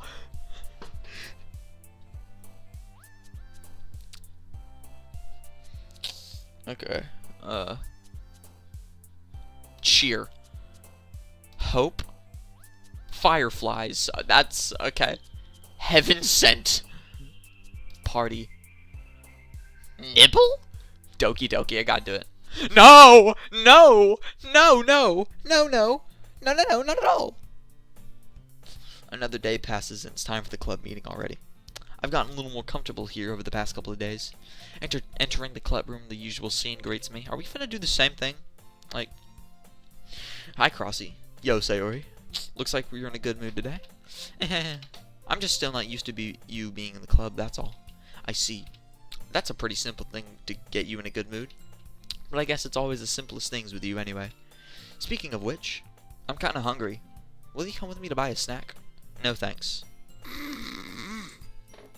Dang! Turned down, bro. That's crazy. Eh? That's not like you at all. This should be turned to a short when it's done. Turn it into a long-form YouTube video. I have my reasons. Why don't we take a look at your purse, Sayori? Eh? Why is that all of a sudden? No reason, really. I just wanted to look at it. Sayori nervously retrieves her coin purse. She fumbles with the latch and gets it open. Then she turns it upside down and lets all the contents spill onto the desk. Only 2 small coins fall out. Ah, I knew it. I can see right through you, Sayori. That's not fair. How did you even know? It's simple. If you had enough money in the first place, you would have bought a snack before coming to the club room. Ooh.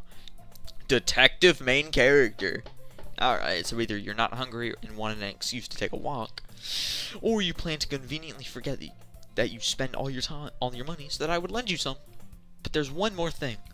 You're always hungry. And so, that only leaves the one option. Oh, what? I give up. Don't make me feel guilty. If you feel guilty, that means you deserve to feel guilty. Ahaha. Yuri suddenly giggles. Eh? I didn't notice that she was listening in. Her face is in her book, as always. Ah, I wasn't listening or anything. I was just something in my book. Yuri. Tell Crossy to let me borrow some money. Don't get me involved like that, Sayori. Besides, you should only buy what you can responsibly afford. And frankly, after pulling a mischievous little stunt like that, your suffering is fair enough retribution. Ah, I didn't mean that. I got too absorbed into my book. Ahaha. I really like it when you speak your mind, Yuri. Monica X Senpai. It's crazy. These FNF kids, I swear. Ha! Just kidding. I love you. It doesn't happen much, but it's a fun side of you. There's no way you could think that. You were right, though. I did something bad, and now I have to accept the revolution. Retribution. That. Still coming from you, Sayori. I guess there's a little devil inside all of us, isn't there? Don't let her fool you. Sayori knows exactly what she's doing. After all, she told you guys she was bringing me to the club before she even told me. But, you wouldn't have come if it weren't for the cupcakes. So I had to trick Natsuki into making them. Come on, give me more credit than that, Sayori. Yeah, by the fact you joined this club, because of the goonery. That's why. Plap. Kya, what? Out of nowhere, something smacks Sayori in the face and tumbles onto the desk. Ow. What was... A cookie. Sure enough, it's a giant cookie wrapped in plastic. Sayori glances around. Is this a miracle? What? It's because I paid my restitution. Retribution. Actually, that one almost worked. Ahahaha. I was just gonna give it to you. But then I heard you blab about the cupcakes. It was totally worth seeing your reaction, though. Ahaha. Natsuki, that's so nice of you. I'm so happy. Sayori hugs the cookie. Okay, geez, just eat it. Sayori rapidly tears through the wrapper and takes a big bite. So good. Sayori suddenly claps her hands over her mouth. I bit my tongue. Haha, stupid loser. You're going through a lot over just one cookie. Why is this cookie segment taking so long, bro? Natsuki takes a bite of her own cookie. Ah, yours looks really good too, Natsuki. Can I try it? Jeez. Beggars can't be choosers. You big back, Sayori. But yours is chocolate. Yeah, why do you think I gave you that one? Fine. Still, I'm really happy that you shared this one with me. Sayori gets out of her seat and goes behind Natsuki, then wraps her arms around her. Ah, jeez. God, I hate this pink little turd. I get it. Cookie still in hand, Natsuki reaches up to nudge Sayori off of her. Suddenly Sayori leans down to take a bite out of Natsuki's cookie. Hey. Okay, hold on. I thought I was supposed to be trying to date them, not dating each other. Did you seriously just do that? Uh-huh. Mouthful, Sayori trots away to safety. Yuri and I laugh as well. Geez, you're such a kid sometimes. Monika, can you tell Sayori? Natsuki glances around.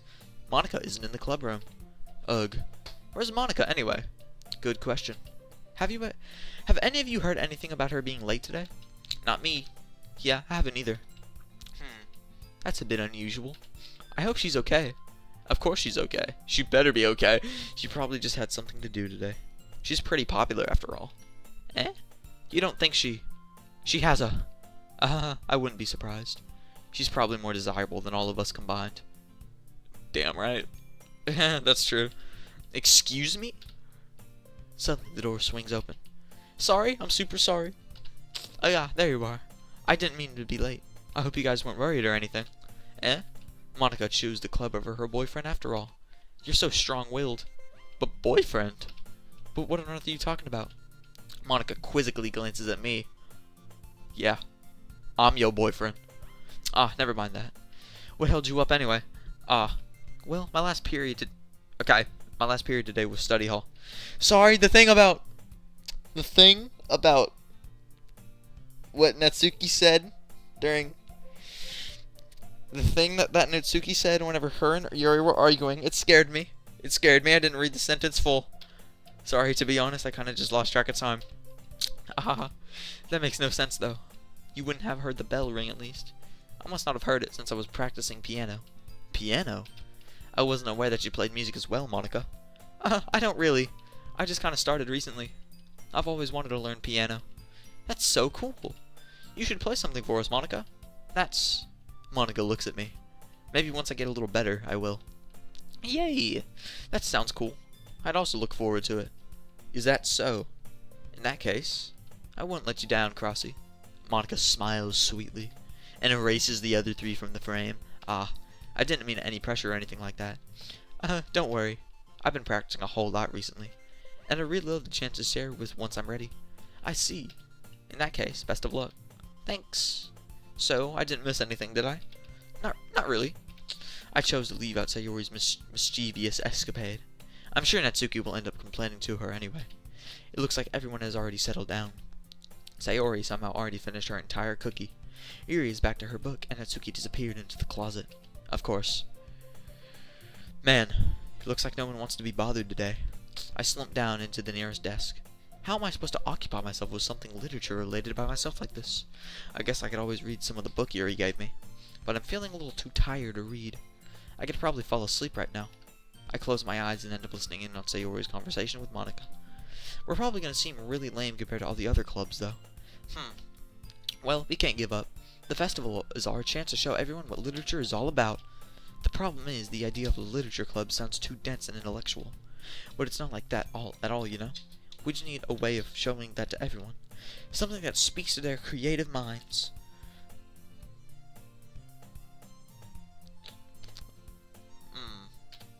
During which part? You weren't there during which part?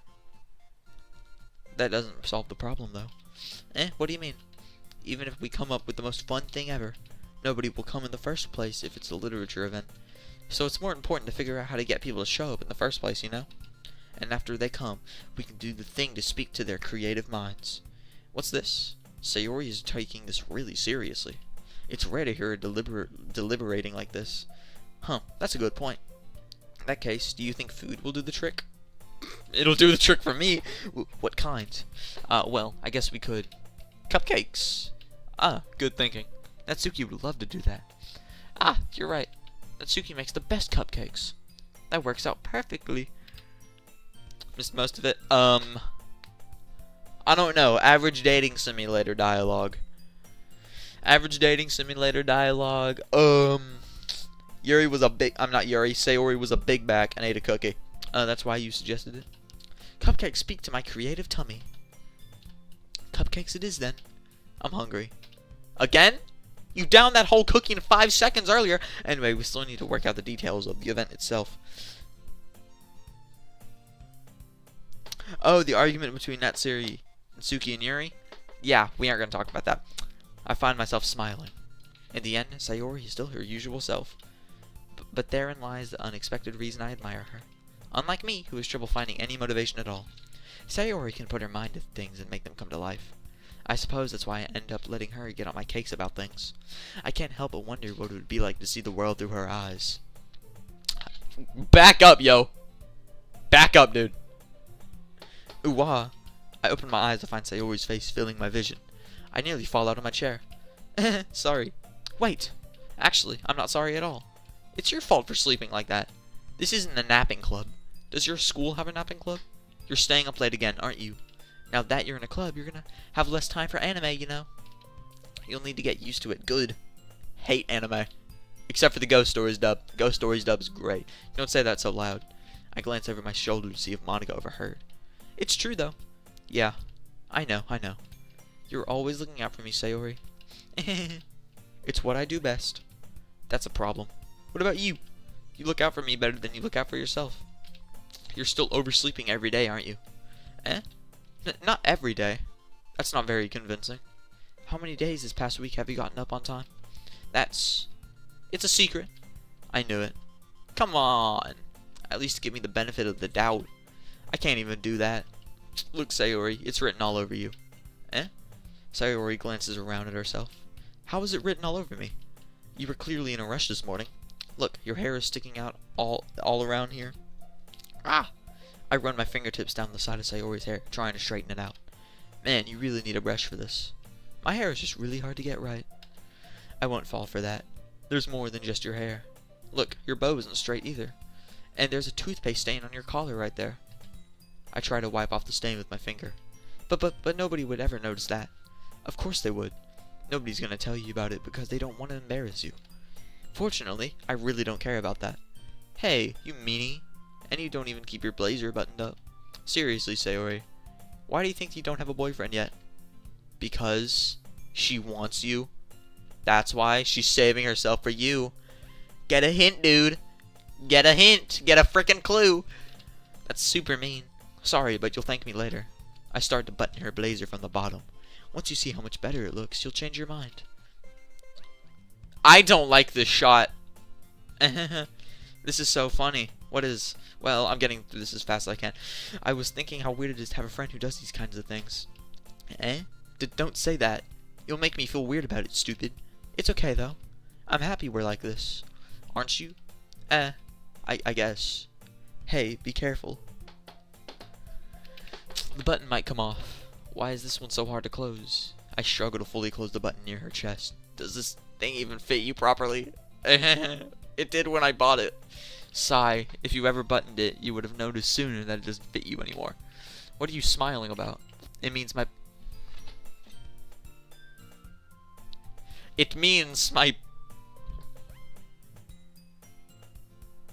I can't read it! I don't like it!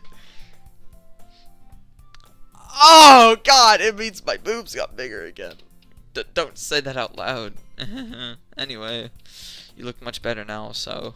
why does it feel strange to see Sayori's blazer buttoned up like that? But it's so stuffy. Ooh. It's not worth it at all. Bro, you're in high school and you're just now. What is this? Is this their like second year or something? Sayori hastily unbuttons her. Stop! No! No, don't do that! Phew. That's so much better. Sayori puts her arms out and twirls around. So if I keep it unbuttoned, then I won't get a boyfriend, right? What kind of logic is that? And why are you saying it like it's a good thing? Because if I had a boyfriend, then he wouldn't let you do things like this. And you take care of me better than anyone else would anyway. So that's why I'm keeping it unbuttoned. Stop saying all these embarrassing things. Eh? I didn't say anything embarrassing. Jeez. Well, anyway, just focus on trying to wake up a little earlier. Only if you focus on going to bed earlier. Fine, fine. It's a deal. I guess we really are better at taking care of each other than we are at taking care of ourselves. Yeah, I guess so, huh? So maybe you should come wake me up in the morning. You're doing it again, Sayori. Oh, but I was joking that time. Man, it's impossible to tell with you sometimes. Okay, everyone. Monica suddenly calls out. Oh yeah, we gotta do the stupid poems thing. Why don't we share our poems we wrote now? Yay! Crossy, I can't wait to read yours. Yeah, same. I failed to sound enthusiastic, but Sayori still trots away to retrieve her poem. Okay, who should I show my poem to first? Monica, again. Duh. Hi again, Crossy. How's the writing going? Alright, I guess. I'll take that. As long as it's not going bad. I'm happy that you're applying yourself. Maybe soon you'll come up with a masterpiece. I wouldn't count on that. You never know. You want to share what you wrote for today? Sure, here you go. I give my poem to Monica. Alright, I like this one. It makes me think of something Sayori would like. Is that so? You and Sayori are really good friends, right? I wouldn't be surprised if you had these sort of things in common. Okay, just because I did Yuri's first, and then... Okay. Just because I did Yuri's first, and this time I did Sayori's, I'm not doing Natsuki's next time we do this. I wouldn't be surprised if you had those sort of things in common. Well, we may be good friends, but Sayori and I are actually really different. Well, that may be the case. But maybe there are also some similarities that you wouldn't expect. The way she talks about you. It sounds like the two of you really care about each other's well-being. Even if you showed in different ways, it ends up being more similar than you'd think. So I think that's the kind of vibe I get when reading your poem. You sure you're not reading into it too much? I could be. Oh gosh, I sound like Yuri. But in any case, Sayori's writing has some kind of a gentle feel to it. I can tell that she likes exploring with emotions like happiness and sadness. Who knew that someone so happy would enjoy sad things too? Yeah, that's totally unexpected. Well, to each of their own, and you shouldn't be afraid to experiment a little bit either. But anyway, do you want to read my poem now? I like the way this one turned out, so I hope you do too. Alright, let's take a look. Gimme. Oh my god, this one's so long. Save me, the colors, they won't stop. Bright, beautiful colors. Flashing, expanding, piercing. Red, green, blue. An endless cacophony of meaningless noise. The noise, it won't stop. Hold on. Violent, grating waveforms. Squeaking, screeching, piercing. Sine, cosine, tangent. Like playing a chalkboard on a turntable. Like playing a vinyl on pizza crust. An endless poem of meaningless. What's the... Load me. What? Load me? Well, okay. It's even more abstract than your last one, huh? I guess it's just the way I write. I'm sorry if you don't like it. No, I never said that. It's just the kind of thing I'd never really seen before, I guess. I kind of like playing with my space on the paper. Choosing where and how to space your words can totally change the mood of the poem. It's almost like magic. The way I wrote these lines really short makes it feel like they're trying to speak over the noise. I see. It's still hard for me to tell what it's about, though. Sometimes asking what a poem is about isn't the right question. A poem can be as abstract as a physical expression of a feeling.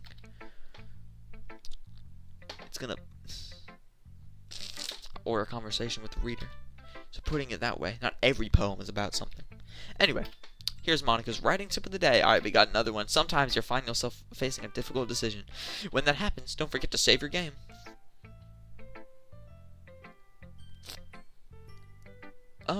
Okay. You'll never know when you might change your mind. Thanks, Monica, or when something unexpected may happen. Wait, is this tip even about writing? What am I even talking about?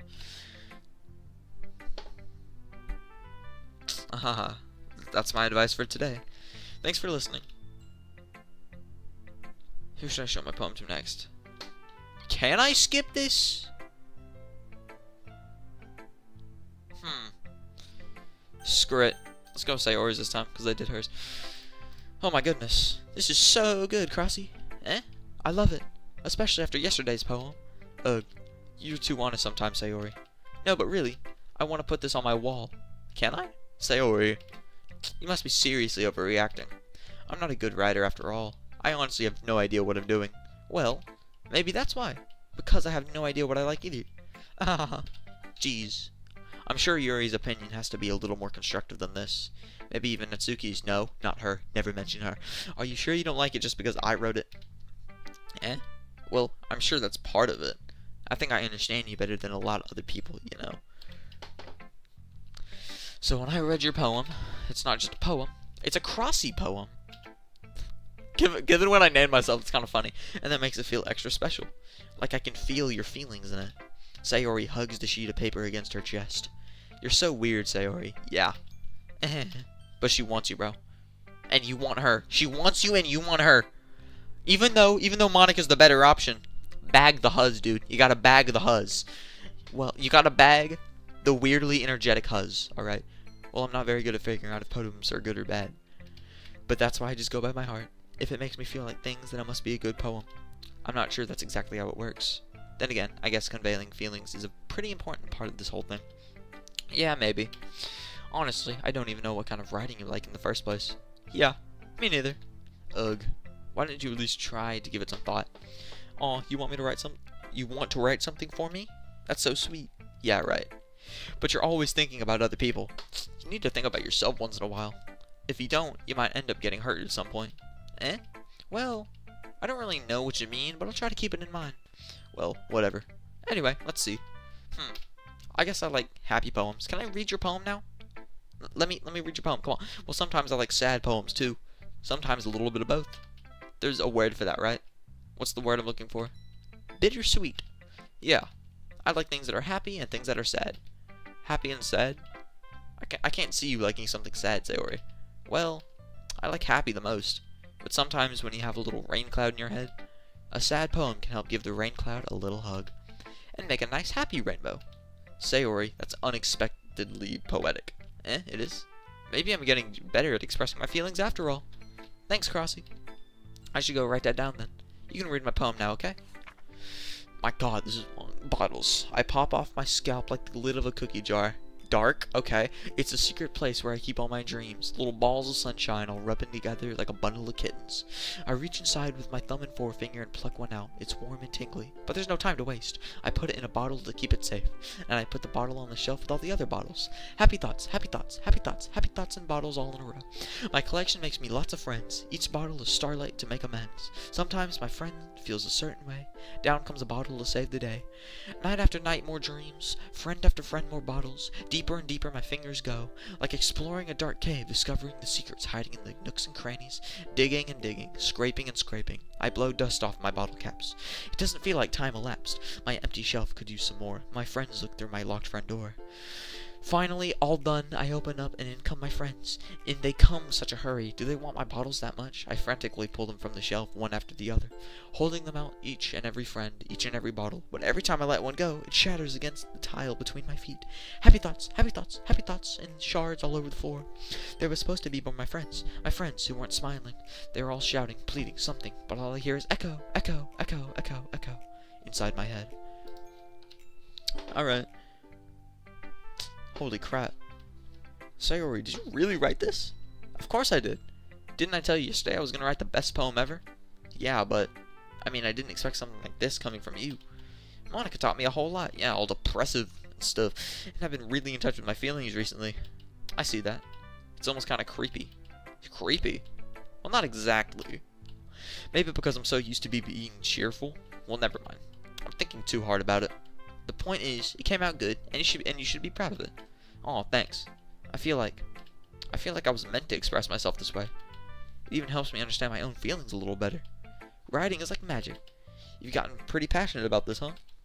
I hope you keep it up. Yeah. Writing's the best. I'm gonna keep writing until I die. Don't get ahead of yourself. Sayori's always had a habit of getting obsessed with something before dropping it no more than a week later. I wonder if this is one of those times. But seeing the passion in her eyes makes it hard for me to be pessimistic. I guess Yuri, she's the poem freak. I really hope those were shorter than Sayori's, because that was a very long segment. Let's see what you've written for today. This is pretty good, Crossy. Were you influenced by seeing everyone's writing styles yesterday? I guess you could say that. I was also a bit surprised at how different everyone writes, so I respect you for trying new things. You don't need to be afraid to be a little more daring. Metaphors can go a long way. Don't feel like you need to work your brain like turning a bunch of gears. Try letting your mind wander through your feelings, and writing down the things you see and hear. That's one way to truly enable your reader to see it in your mind. It's a very intimate exercise. I see. That's a certainly interesting technique. Thanks for sharing. I have, well, an example of that, if you'd like to read it. Of course. Is this the poem you wrote for today? Yuri nods and timidly hands me her poem.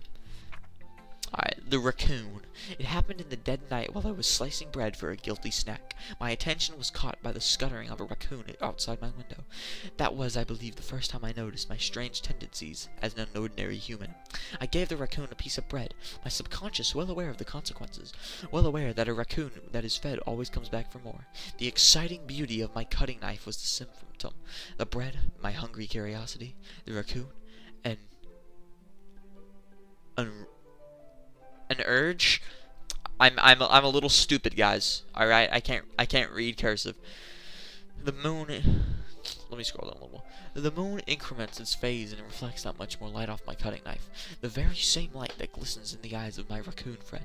I slice the bread, fresh and soft. The raccoon becomes excited, or perhaps I'm merely projecting my emotions onto the newly satisfied animal. The raccoon has been taken to follow me. You could say that we've gotten quite used to each other. The raccoon becomes hungry more and more frequently, so my bread is always handy.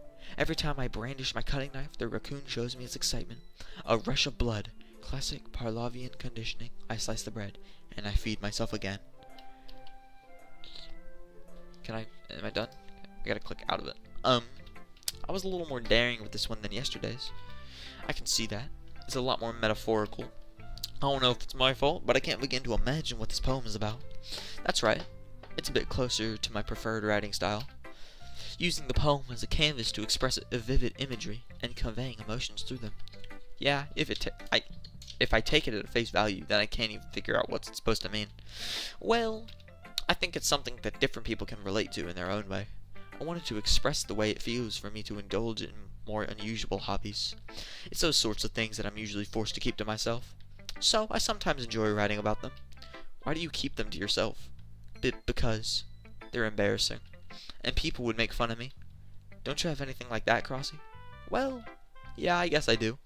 I feel like everyone has a little something like that. The best we can do is respect each other and our individualities.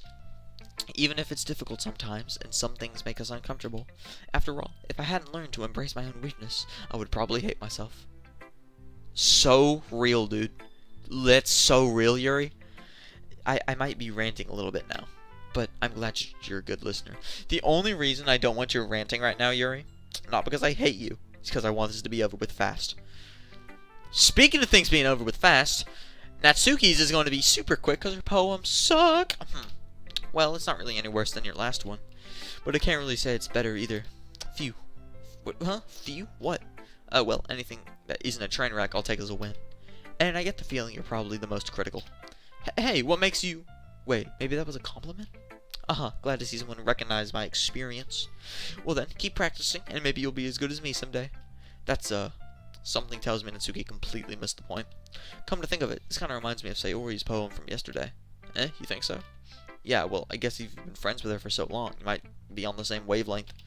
But she never really struck me as her type. Sayori has a type all of a sudden? Well, I don't know, but honestly, how can someone so, fluffy spend so much time with someone like you? It's like she's dragging around a dead weight. I know, bro, you're so emo. You're so secluded, so gooner. You're so goonery. It's insane. Look, that was a little unnecessary. But I think of it this way. If it weren't for me, she would probably just fly away like letting go of a balloon. You could say we take care of each other, we could take care of each other in our own way. I find it funny how I'm yelling at the main character for being a gooner, but take one good look whenever I played Mortal Kombat, whenever I got to the Raiden chapter and first met Katana. There was whenever I was playing Sonic with Rouge and Blaze. There's that too. So, whoopsies. Whatever it is, I don't get it. Oh yeah, I guess I'm supposed to show you my poem. Here. Okay, alright. Amy likes spiders. You know what I heard about Amy? Amy likes spiders. Icky, wriggly, hairy, ugly spiders. That's why I'm not friends with her. Amy has a cute singing voice. I heard her singing my favorite love song. Every time she sang the chorus, my heart would pound to the rhythm of the words.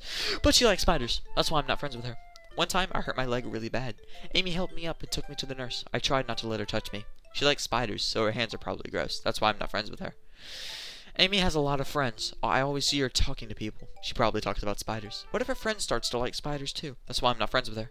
It doesn't matter if she has other hobbies. It doesn't matter if she keeps it private. It doesn't matter if she doesn't hurt anyone. It's gross. She's gross. The world is better off without spider lovers. And I'm gonna tell everyone. Natsuki? Not bad, right? It's horrible, Natsuki! It is so bad, it makes me want to gouge my eyes out, rip them out, throw them at my screen, and then transport myself inside the game, strangle you. Little pencil neck. It's quite a bit longer than yesterday's. Yesterday's was way too short. I was just warming up. I hope you didn't think that was the best I could do. No, of course not. Anyway, the message is pretty straightforward in this poem. I doubt I have to explain it. Sometimes you can explain complicated issues with much simpler analogies. And it helps people recognize how stupid they're being. Like, anyone would agree that the subject of this poem is an ignorant jerk. Do you know people like that? Of course, it's about how everyone thinks That doesn't matter. It can be about anything. I wrote it to be easy to relate to. Everyone has some kind of weird hobby or a guilty pleasure. That something that you're afraid if people find out, they make fun of you or think less of you. But that just makes people stupid. Who cares what someone likes as long as they're not hurting anyone and it makes them happy? Okay, maybe I'm missing the point here because I'm not listening to her because I hate her. But isn't that the entire point of your poem? That you're saying, ew, Amy likes spiders, she should die, I hate her. But I think people really need to learn to respect each other for liking weird things. Huh, that's funny. Yuri wrote about something similar today. Huh? Did you say Yuri? Yeah. She said her poem was about an unusual hobby of hers. I didn't really get it, but she said something similar to you. That people shouldn't make each other feel insecure about those things. Really? Well, I mean, Yuri's pretty weird, so I wouldn't doubt that she has some weird hobbies. Not that there's anything wrong with that. It's not like that. I wouldn't judge her or anything. Natsuki has trouble finding words. I guess I should try not to be so mean to her. If she feels insecure about her weird behaviors and stuff, I mean, I always hate people who make me feel insecure. And Yuri made me feel insecure yesterday. You did the same fucking thing, dude. But the way you put it, it sounds like she learned her lesson. Well, I would say so. Even if her writing style is really different, I'm sure she'll appreciate the message in your poem. It's what I do best, after all. I don't like writing unless there's a good message to take away from it. Like, conveying emotions is important, but I want to make people think, not just feel. Remember that. I'm gonna write a good one for tomorrow, too, so look forward to it. I am not. Okay, everyone. We're all done reading each other's poems, right? I have something extra planned today, so if everybody could come sit at the front of the room. Is this about the festival? Ooh, the festival. Ooh, well, sort of. What's the festival? Natsuki, I wish it was literally anybody but you who told me about the festival. Alright, calm down. Ignore the pink-haired bitch. Anyway, do we really have to do something for the festival? It's not like we can put together anything good in just a few days. We'll just end up embarrassing ourselves into getting any new members. That's a concern of mine as well. I don't really do well with last-minute preparations. Don't worry so much. Don't worry, you have Sayori's. Sayori did her thingy last minute, and it was eh.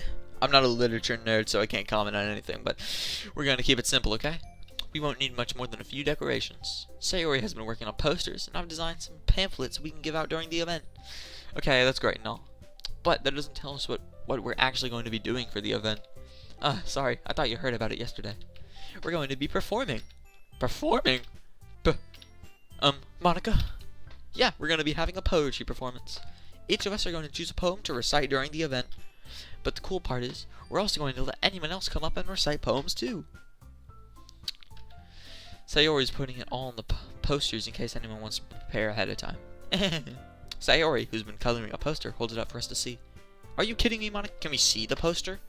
Like, can you flash us an image real quick? You didn't already start putting those posters up, did you? Well, I did. Do you really think it's that bad of an idea? Well, no, it's not a bad idea, but I didn't sign up for this, you know? There's no way I'm going to be performing in front of a group of people like that. I agree with Natsuki. I could never, in my life, do something like that. Imagining it, Yuri shakes her head in fear. Guys. No, Sayori. I understand where they're coming from. Remember that Natsuki and Yuri have never shared their I didn't read the whole thing. It's a lot for people to ask for them to recite their poems out loud to a whole room full of people. I guess I kind of overlooked that. So, I'm sorry. But, I still think we should give it our best. We're the only ones responsible for the fate of this club. If we start the event and each put on a good performance, then it will inspire others to do the same. And the more people who perform, the better we'll be able to show everyone what literature is all about. Yeah, it's about expressing your feelings, being intimate with yourself, finding new horizons, and having fun. Yeah, guys, we are the Doki Doki Literature Club. That's right. And if it's those reasons that we're all in this club today, don't you want to share that with others? And inspire them to find the same feelings that brought you here in the first place? I know you do. I know we all do. And if it's all it takes is standing in front of the room for 2 minutes and reciting a poem, then I know you can do it. Natsuki and Yuri remain silent. Sayori looks worried. I guess that leaves me no choice. I agree. Yeah, majority rules! Majority rules, 3-2. Y'all losers, we doing this. We doing this. I don't think it's too much to ask. I think that Sayori and Monica have been trying really hard to get new members. The least we can do is help them out a little bit. Well, maybe, but it looks like Natsuki doesn't have any arguments left. Okay, fine. I guess I'll just have to get it over with. Alright. Phew. Thanks, Natsuki. What about you, Yuri? Yuri dejectedly glances around at everyone else's expectant faces. Sigh. I guess I don't really have a choice. That's everyone. You're the best, Yuri. This club is seriously going to be the death of me. Oh gosh. You'll be fine, Yuri. But anyway, let's move on to the main event. I want each of you to choose a poem of yours. We're going to practice reciting them in front of each other. No way. Can we read the poems that we read out? I mean, not. Can we read the poems that we've done? Like, they've read it. I haven't read it. I've read everybody's poems so far. But I haven't read mine. I want to read my own poems. I want to view my work. I want to verify my work real fast. No way. Monica, this is too sudden. Well, if you can't recite your poem in front of the club, how do you expect to do it in front of strangers? Oh no. Don't worry. I'll start off to help everyone feel a little more comfortable. Can I go next? Of course. Now let's see. Monica flips through her notebook to the specific poem she has in mind for herself. She then stands behind the podium. The title of this poem is The Way They Fly. Monica begins reciting her poem. Her clear, confident voice fills the room. More than that, her inflection is pristine. She knows exactly how to apply emotion behind each line she recites, bringing her words to life. Is this something she's done before? Is she simply a natural? I glance around me. Everyone has their eyes on Monica. Sayori looks amazed. Yuri has an intense expression on her face that I don't understand. Finally, Monica finishes the recitation. The four of us applaud. Monica takes a breath and smiles. That was so good, Monica. Thank you very much. I was just hoping to set a good example. Are you ready to go next, Sayori? I'll go next. What? Yuri's fired up all of a sudden. Yuri clutches a sheet of paper between her hands and stands up. Yuri keeps her head down. She walks quickly over to the podium. This poem is called... Yuri anxiously glances at each of us. You can do it, Yuri. Is my thing on the skip button? Or can I just not skip this? Okay, you can do it, Yuri. It's called After Image of a Crimson Eye. Yuri's voice shakes as she starts reading the poem. Just a moment ago, she practically refused to do this. Why is she suddenly putting in so much effort? As Yuri gets past the first couple of lines, her voice changes. It's almost like what happens when Yuri gets absorbed into her books. Her quivering words transform into the sharp syllables of a fierce and confident woman. The poem is full of twists and turns in its structure that she enunciates with perfect timing. This must be a rare glimpse into the whirling fire Yuri keeps concealing inside her head. Suddenly, she's finished. Everyone is stunned. Yuri snaps back into reality and glances around her, as if she bewildered even herself. It's up to me to save the situation. I'm the first to start applauding. Yeah! Yuri, yeah! Everyone joins me afterwards and we give Yuri the recognition she deserves. It's not that I didn't want to applaud for her. We were caught so off guard that we must have forgotten. As we applaud, Yuri holds the poem to her chest and rushes back into her seat. Yuri, that was really good. Thank you for sharing. Looks like Yuri is down for the count. Okay, I guess I'm next then. Sayori hops out of her chair and cheerfully walks to the podium. This one's called My Meadow.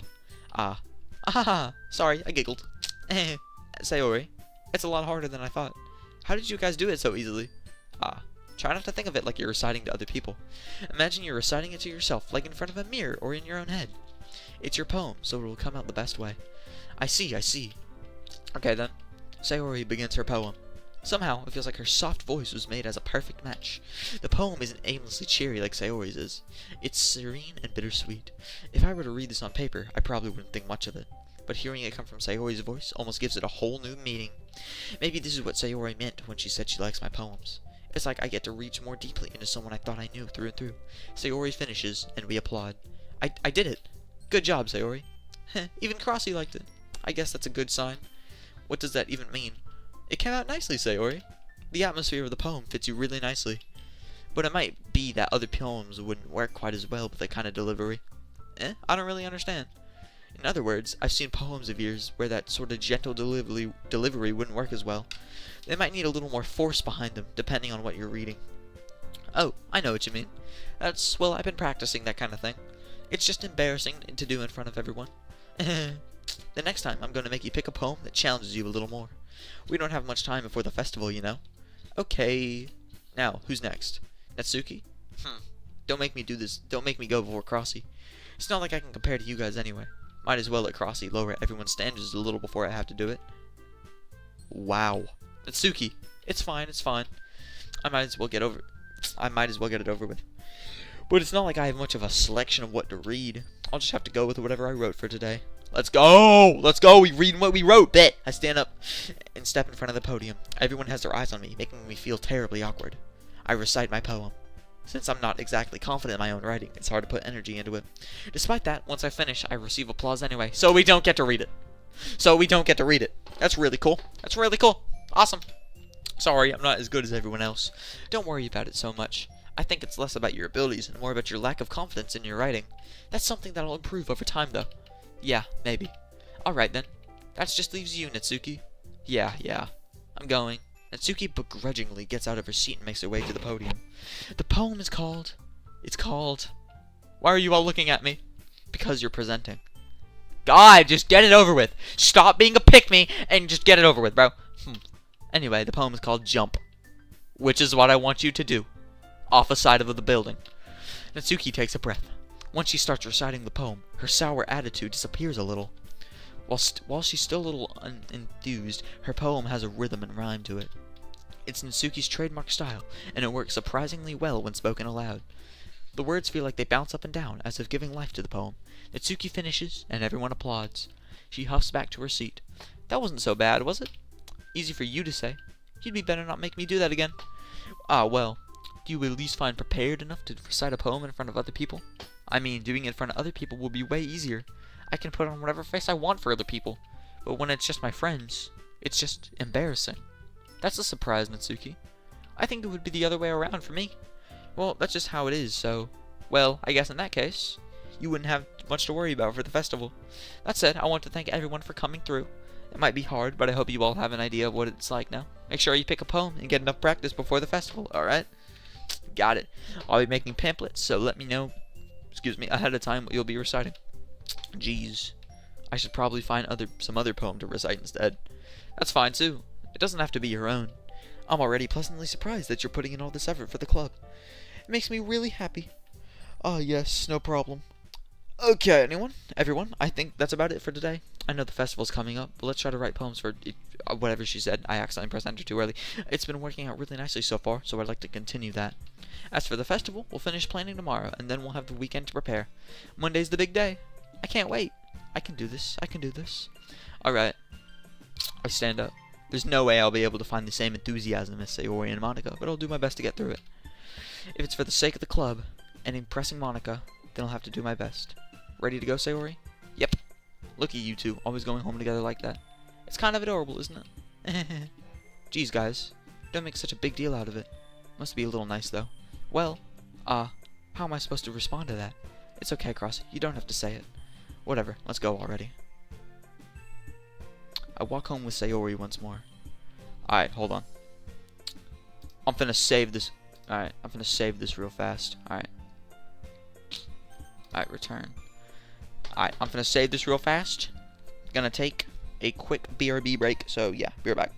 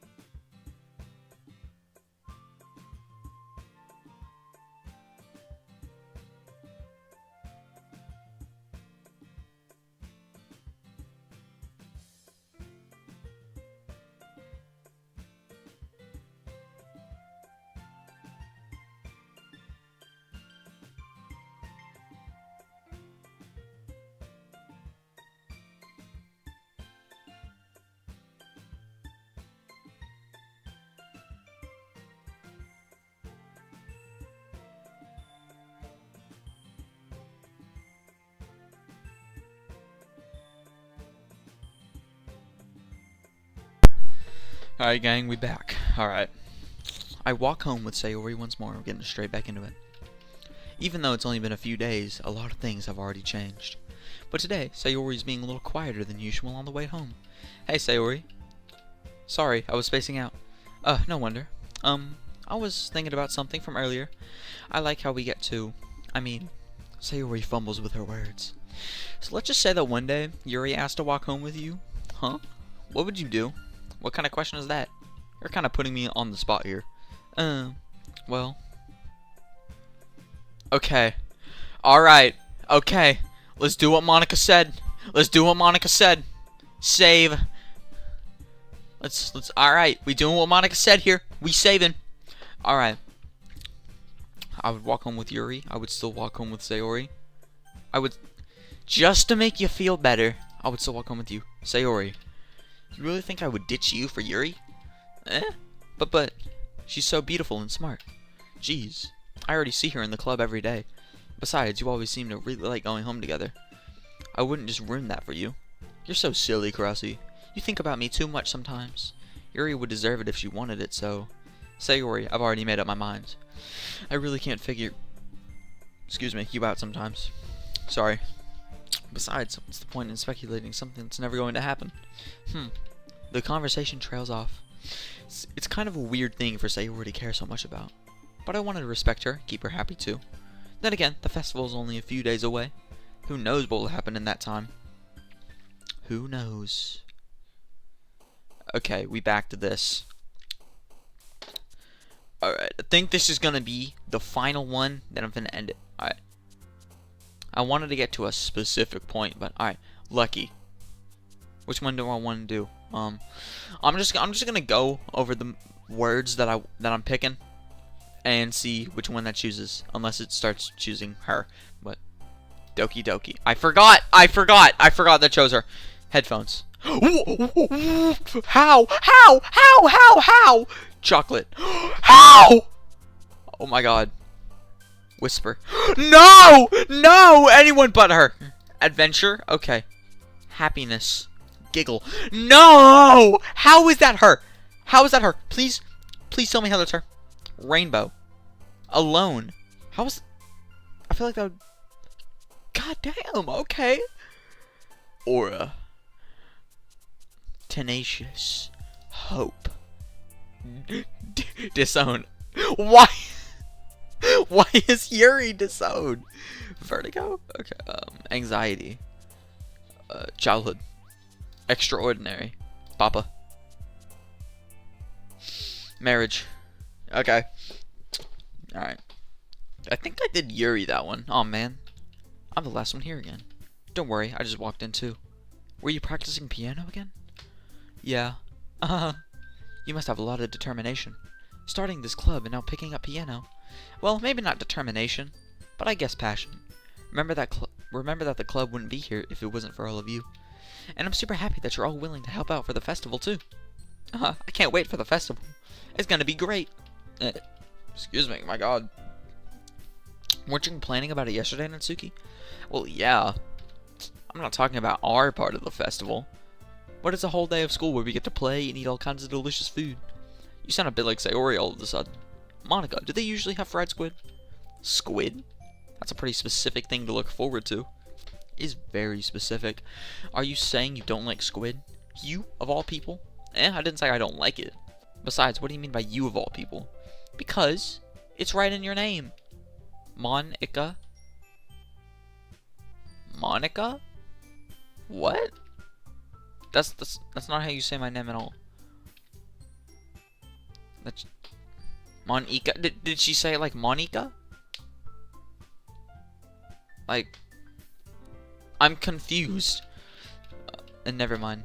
Let's just focus on our own event for now, okay? Yeah! Make a better joke, Natsuki! Make a better one! This is why nobody loves you. Fine. Reactions aren't as fun as yours or Sayori's anyway. Excuse me. Yeah, because Monica doesn't humor you. Monica doesn't feel bad for you. That's why her reactions aren't as exciting or as suspenseful. Because Monica doesn't like you. Nobody in this club likes you, but Monica's honest about it. Where is Sayori anyway? Oh, there you are. Sayori is sitting at a desk in the corner of the room, looking down at nothing. I walk over to her. Hey, Sayori. I wave my hand in front of her face. You're spacing out again. Sorry. Don't mind me. You can go to talk to everyone else. Huh? Is everything alright? Of course. Why wouldn't it be? It just feels like you're a little off. Sorry for assuming things. Geez, you worry too much about me. I'm fine, see? Sayori shows me a big smile. Why is she acting all sad right now? She was happy. I said I'd walk with you, bro. I said I'd walk with you. Is that not good enough? You see me having other friends. You see me having other female friends, and then you suddenly, oh no, that's my man. That's my man. This is a bad idea. Why did I ever think of getting this guy in here? Don't let me distract you from having fun with everyone. Well, alright. If you say so. I worriedly glance at Sayori before turning back toward everyone else. But the conversation is already dispersed, with everyone back at their usual activities. Maybe I should ask Monica if she's noticed anything about Sayori recently. Since they've been preparing me for the festival, they must have been spending a lot of time together. I timidly approach Monica, who is shuffling through some papers at her desk. Crossy, what's up? Hey, this might sound a little strange, but have you noticed anything up with Sayori recently? Anything up with her? In what way do you mean? Maybe I'm reading into it a little much, but she seems a bit downcast today. Oh, you think so? I can't say I've noticed anything about her. Monica peers across the room at Sayori, who is idly dragging a rubber eraser up and down her desk. Maybe there's something on her mind. But I'm surprised I'm not the only one asking you, Crossy. You certainly know her a lot better than I do. Yeah, but she's never really like this. She's always talking to me about things that bothered her. But this time, when I asked her, she was really dismissive. Sorry, I know it's not your problem. I just wanted to ask you if you knew anything, so I'll drop it now. No. It's important to me, too. I mean, I'm also friends with her. And I also care about the well-being of my club members, you know? Maybe I'll try talking to her myself. Are you sure about that? She seems like she just wanted to be left alone. Are you sure? Maybe she just has a hard time bringing it up with a person of interest. Person of interest? What do you mean by that? I'm saying that maybe the thing on her mind is you, Kurasi. Me? How on earth would you come to that conclusion? Guess. Take a guess. Take one guess. I don't know. I don't even know what point I'm trying to make here, dude. Well, I probably shouldn't say too much, but Sayori talks about you more than anything else, you know? Eh? She's been so much happier ever since you joined the club. It's like an extra light was turned on inside of her. What? No way. Sayori is always like that. She's always been full of sunshine. It's not any different now that it always has been. You're so funny, Crossy. Have you thought that maybe you've always seen her as so cheerful? Because that's just how she is when she's around you? I said too much. I'm sorry, what do I know anyway? I didn't mean to jump to conclusions, so you should just forget about what I said. I'll try to talk to her, so try not to think about it for now. Alright. Monica smiles meaningfully. I know she said to forget about it, but I already know that I won't be able to get her words out of my head. Monica stands up from her desk and walks across the room where Sayori is sitting. I watch her kneel down next to Sayori and gently talk to her, but she's keeping her voice so quiet that I can't hear her from here. I sigh and sit myself down. I know Sayori told me not to worry about her, but to have fun with everyone else. But that's impossible to do when she's behaving like this. Exactly how much do I care about her, that I'm letting this weigh me down so much? Now it feels like I'm the one behaving out of the extraordinary, but there's nothing I can do about it besides waiting for Monica. What? God dang it! I didn't read that. I glance around the room. Suddenly, I notice Yuri peering at me from over her book, but she looks away just as quickly with a flustered look on her face. I realize that she won't get anywhere like this. I never really seen Yuri approach anyone or start a conversation on her own accord, so I have no choice but to approach her myself. By now, it's a little easier for me to do that. I stand up from my desk and sit in one next to her own. I didn't mean to bother you or anything. Okay, so I chose Yuri whenever I just randomly guessed. Relax, you didn't even do anything. But I could tell that you wanted to be alone with your own thoughts. Alone with my thoughts. How were you able to tell that I was thinking like that? Well, it's something that I do a lot, so it wasn't hard for me to spot based on your posture and expression. Not that I was staring or anything. I didn't do anything creepy like that. In any case, I guess you were right. I'm sorry if I caused you any concern. Don't apologize. Your troubles are only the concern of those willing share in that concern. Of course, there are certainly those who find the most comfort in keeping to themselves. But if you would prefer to share what's on your mind, then I would be glad to listen. It's not really that big a deal. I was just feeling a bit uneasy about Sayori. Sayori? Yeah, she seems a little off today, but when I asked her about it, she didn't want to admit it to me. So I can't help but wonder if something happened to her. Oh, that's quite romantic. So sorry, I didn't mean to say something stupid. It's not that, I just didn't want you to misunderstand. Sayori and I have been friends for just a long time, that's all. I see. Then perhaps it is unusual for her to be dismissive about her feelings. Or maybe I'm just reading into it a little too much. Crossy, the world is full of meaning, often hidden deep beneath plain sight. Why'd they make the main character so oblivious, dude? Why'd they make him so oblivious? And there are many untold mysteries behind every person, no matter how well you may know them. So you think that there might be something behind it after all? I think that Sayori is a very complex person. Her mannerisms on the outside don't always match what may be going on inside her head. Hold on, I wonder what would have happened if I chose Sayori over... If I, purposely... Whenever we did the poem thing, I wonder what would have happened if I chose Sayori over Yuri. And she may not always know what she wants. I noticed her strange behavior today, too. And I also feel some concern for her. But in your case, it looked like she was fully occupying your thoughts, wasn't she? Well, I guess that was the case. Sayori, she really means a lot to you, doesn't she? I guess. But you don't need to put it that way. We're just good friends, that's all. Yuri suddenly looked deeply into my eyes. Her expression is gentle and curious, as if she was searching for something. Embarrassed, I avert my gaze. Sometimes, a person's mysteries aren't told even to themselves. I'm sorry, that made me laugh. I don't know why. And you, as someone honest and caring, may uncover feelings you weren't aware were in you.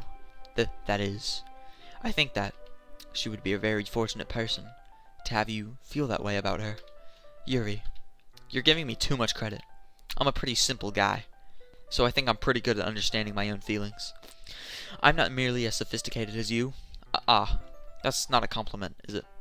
It is what it is. Anyway, as long as we're here, why don't we do some reading? Oh god, well, as long as you're okay with it. Well, Yeah, I should be taking my mind off this whole thing anyway. I said I was gonna stop after I did the poem thing, but no, here I am. Okay, okay, everyone. Okay, thank God. Thank God we didn't have to sit through that entire thing again. Okay, everyone. After some time passes, Monica calls out to the club room. Why don't we share our poems now? Before I know it, everything's back to normal. Everyone goes to retrieve their poems, and I do the same. I make eye contact with Monica, and she smiles at me. I wonder what she was talking about with Sayori. Who knows? Okay, this time I'm gonna do Sayori. This is your best one so far. It's really nice, Crossy. Thanks. Sayori, you've been a little quiet today. Is everything alright? Eh? Of course. Everything is fine. Maybe I'm just a little tired today. Do you want a nap or something? No, that's silly. Don't worry about me, okay? I only want to see smiles on your face. Well, alright. Hey, Crossy. I'm still a little surprised. I really thought that you would try writing your poems like the way Yuri does. Or even Natsuki. But in the end, yeah. I guess you're the one who likes this one the most. Why? You don't want to get closer with everyone else? Wait, of course I do. But that doesn't mean I need to try so hard to impress them. I still understand you the most, Sayori. I know you have to sometimes put up with me. And I have to sometimes put up with you. But we have a wavelength or something. And this is how the poem came out. Sometimes it feels like you're the only exciting thing in my life. So sometimes it's just easier to write when thinking about you. Sayori? No. Crossy. I don't deserve this. You're too nice to me. Why are you doing this? Because we're friends. Sayori has trouble keeping her voice steady all of a sudden. If you had fun with everyone else instead, this would be so much easier. Sayori. I glance around the room to make sure nobody has noticed this. Sayori. I probably never said this before, but I don't understand what you're feeling right now. Tell me what will cheer you up. Sayori shakes her head. She sniffles and shakes her head. Oh, what did you miss? Sayori being a whiny little bitch, cause this dude won't confess or something. Most obvious love plot here, and main character is just oblivious. And everybody else is saying, oh, main character, she loves you, dude. She loves you, dude. Go for it. Anyway. Finally, she gathers herself and puts on a smile. It's nothing, Crossy. It's just a little rain cloud. I'm sorry you had to see that. I promise it won't happen again. She just smiles from everyone, okay? That's all that matters. Go play with everyone else. I'm gonna go home a little bit early today. Sayori! Tell Monica I wasn't feeling well, okay? I'll see you tomorrow. Before I can say anything, Sayori cheerfully walks out of the classroom, humming to herself. We didn't even get to read her poem. We didn't even get to read her poem. Okay, let's do Monica then. Hi, Crossy. Have you thought about which one to submit to perform at the festival? Well, being in this club is one thing, but performing in front of a bunch of people, I'll have to give it some more thought. Okay, no pressure. But wherever you do, I'm sure you'll turn out great. It would also make me happy to see. Anyway, let's take a look at today's poem. Sure. I let Monica take the poem I'm holding in my hands. It's pretty good. Makes me think of Sayori, like the other one you wrote. Yep, we all know. You two are like the dynamic duo. That's kind of an exaggerating. That's exaggerating it, not kind of an exaggerating. Yeah, probably. But you do spend a lot of time with her, even in this club, don't you? Then again, I don't blame you for being a little shy. I'm not shy, it's just... I'm just teasing. I know it takes a bit of time to make friends with everyone. But Yuri and Natsuki are super interesting people, so don't be afraid to give them their share of time. Yuri? I'll talk to Yuri. Natsuki, I'm not touching that with a 60-foot pole, alright? And you can talk to me every now and then too. Oh, finna take that up. I'm not, like, unapproachable or anything, am I? Oh no, it's nothing like that. I'm just still getting used to being here, that's all. Yeah. Sorry if I was putting pressure on you or something. I really didn't mean it like that. No, don't worry. I get what you're saying. Well, alright. Anyway, I'll share my poem with you now, alright? Alright. Alright, so we get to read hers, but oh god, it's super long. The lady who knows everything. An old tale tells of a lady who wanders earth. The lady who knows everything. A beautiful lady who has found every answer. All meaning, all purpose, and all that was ever sought, and here I am, a feather. Lost adrift in the sky, victim of the currents of the wind. Day after day I search with little hope, knowing legends don't exist. But when all else has failed me, when all others have turned away, The legend is all that remains, the last dim star glimmering in the twilight sky, until one day the wind ceases to blow. I fall, and I fall, and fall, and fall even more. Gentle as a feather, a dry quill, expressionless. Let me scroll down. But a hand catches me between the thumb and forefinger, the hand of a beautiful lady. I look at her eyes and find no end to her gaze. The lady who knows everything knows what I am thinking. Before I can speak, she responds in a hollow voice. I have found every answer, all of which amount to nothing. There's no meaning. There's no purpose. And we seek only the impossible. I'm not your legend. Your legend does not exist. And with a breath, she blows me back afloat, and I pick up a gust of wind. Alright. You know, I feel like learning and looking for answers are sort of things that give life meaning. Not to get too philosophical or anything, but it was kind of on my mind, so that's what I wrote about. I see. I never really put much thought into it. In a way, it's almost paradoxical, because if we still had all the answers, wouldn't the world start to lose its meaning? You know, there's one thing I noticed. It seems like everyone in the club before is writing about things that are more sad than happy. Are you surprised? I mean, if everything was okay, we wouldn't really have anything to write about, would we? Humans aren't two-dimensional creatures. I think you know that better than anyone. You mean one-dimensional? Yeah, that. Anyway, here's Monica's writing tip of the day. Alright, another writing tip. Let's see what she gives me. Are you ever too shy to share your writing because you're afraid it's not that good? It can be really disheartening to get a lukewarm response to something you put so much into. But if you find other people who enjoy writing, then sharing becomes a lot easier. Because interest of just telling you that your writing is good or okay or bad, will want to focus more on everything that went into it and the things that you can work on. It's much more encouraging that way and will make you want to continue improving. It's almost like having your own little literature club, don't you think? That's my advice for today. Thanks for listening. Oh no. I guess let's go Yuri, save Natsuki last for again because I hate her. Alright, anyway. Well done, Crossy. You've definitely improved your writing over the course of these few days. Has my advice been helpful to you? Yeah, definitely. I'm glad. Sharing our writing like this, it's a lot more fun and rewarding than I anticipated. I need to remember to thank Monica. To think we all felt a little awkward at first, but now it seems like everyone is enjoying sharing their writing and seeing what others think. I guess I can't really disagree. I was afraid this whole thing would be a chore, but it's a great way for me to spend some personal time with all the girls in the club. But it's been fun getting to know everyone and their writing, and I guess doing some writing myself. Well, have you learned anything about yourself today, Crossy? I mean, not today, Crossy, but Well, you know I like to say that writing is a very personal way to get in touch with yourself. In the end, it doesn't matter if you're a good writer or a bad writer. And even my opinions are just opinions, you know? As always, I believe what's most important is exploring and discovering yourself. That's comforting. I'm kind of afraid of disappointing you in some way or another. Why me? Well, you're always sophisticated with your writing, and you have most advice to share. Is that so? Yuri thinks for a good minute. That must be terrible. For me to have to become someone whose opinion is fearsome. How unlikable of me. Yuri, stop putting yourself down, mate. It's not as bad as you're making it sound in your head.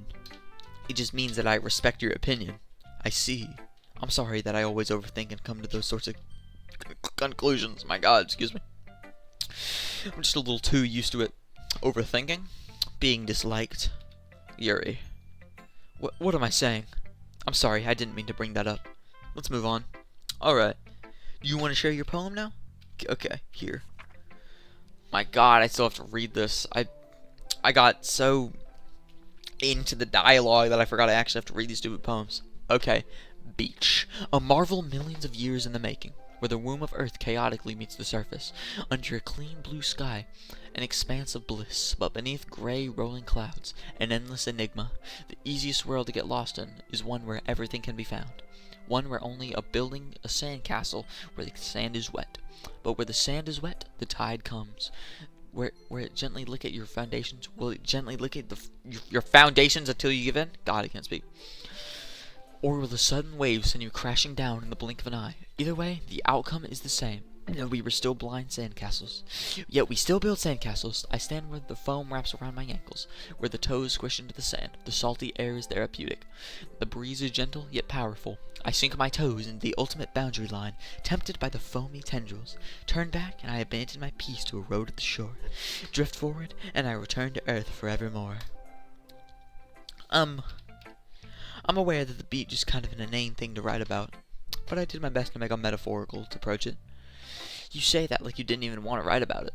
Oh, you haven't heard? After yesterday, Natsuki and I, well, it was amusing that we wrote about something similar in such different ways. So Natsuki wanted us to write about the same topic as each other again. I supposed it better compare the differences in our writing styles or thought process. Anyway, it was her idea. Knowing her, it's no surprise that she wanted to do something like that. She probably just wants to show off. It's not like I have a particular interest in her writing style. Just I went with her request. But, well, I suppose it's not so bad to write about something simple on occasion. It can be refreshing, you know? It's good for me to calm my thoughts once in a while. Yeah, I think I agree. Thanks for sharing. Can I skip this? Wait, what if I... Ooh? I can't skip through this, can I? Okay. This one's alright. Alright, well, yeah. About as good as yesterday's anyway. I see what you're going for, but it's just not really my style. I mean, that's fine. But mostly just glad that you're trying a little bit. Well, of course, I'm at least trying. Why are you so emotionally invested in my poems anyway? Isn't that more of a compliment to me? Eh? No, gross. It's not like I care. It's just that one of us in the club has to make sure you're not slacking off. Really? Well, what if you ended up just scaring me away? Yeah, stupid Natsuki. It's not like you would actually do that. Yeah, you're right.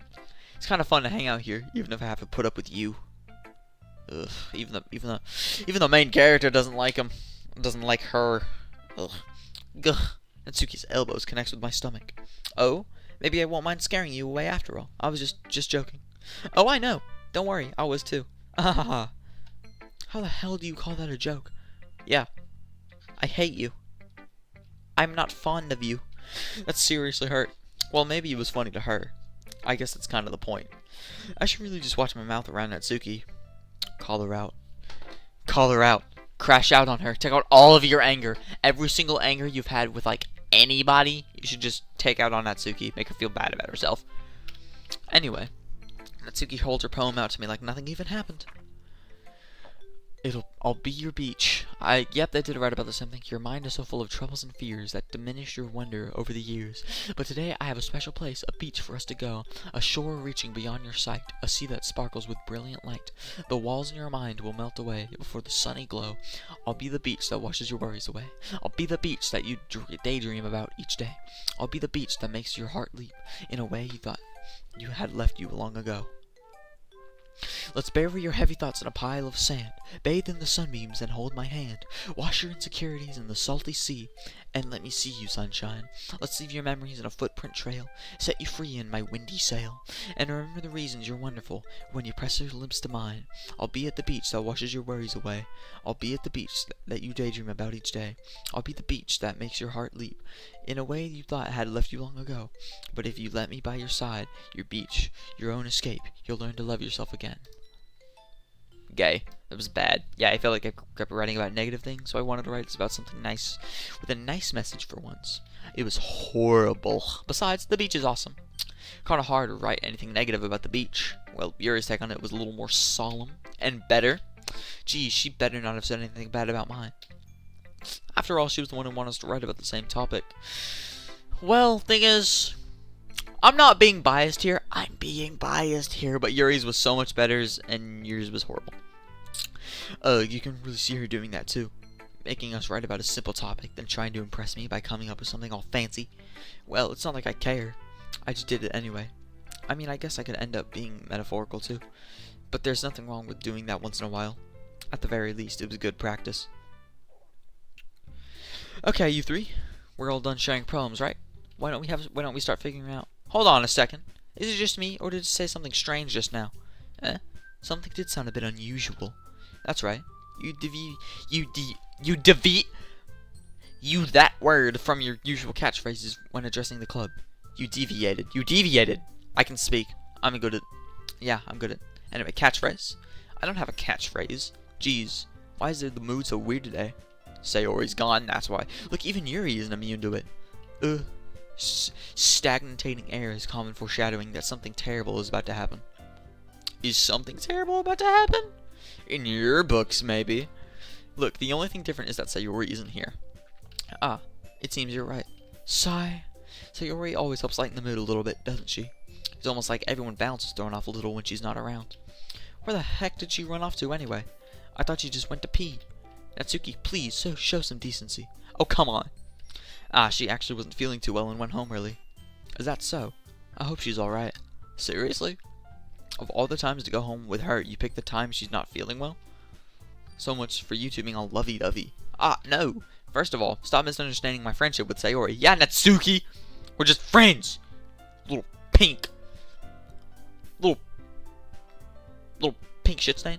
And second, she's kind of been avoiding me today, so I didn't want to force it. Who? That's curious. That curious expression. I didn't. Whatever. Yuri's being edgy as emo as usual. Calm down, guys. I talked to her earlier, and everything is fine. What did she say? Anyway, we need to figure out what the rest of the festival preparations. So, let's decide what everybody will be doing this weekend. You gonna tell us what she said? I already know what I'm doing. That's right. Natsuki will be making cupcakes, as usual. But we might need a lot of them to do with the festival. I pressed enter too early. Can you handle that all by yourself, Natsuki? Challenge accepted. And as for myself, I'm going to be printing and assembling all the poetry pamphlets. Sayori will be helping me design them. And as for Yuri, you can, guys, can you help me come up with something for Yuri? I'm useless. No, that's not it at all. You're the most talented person here, you know? Yeah, she's being honest.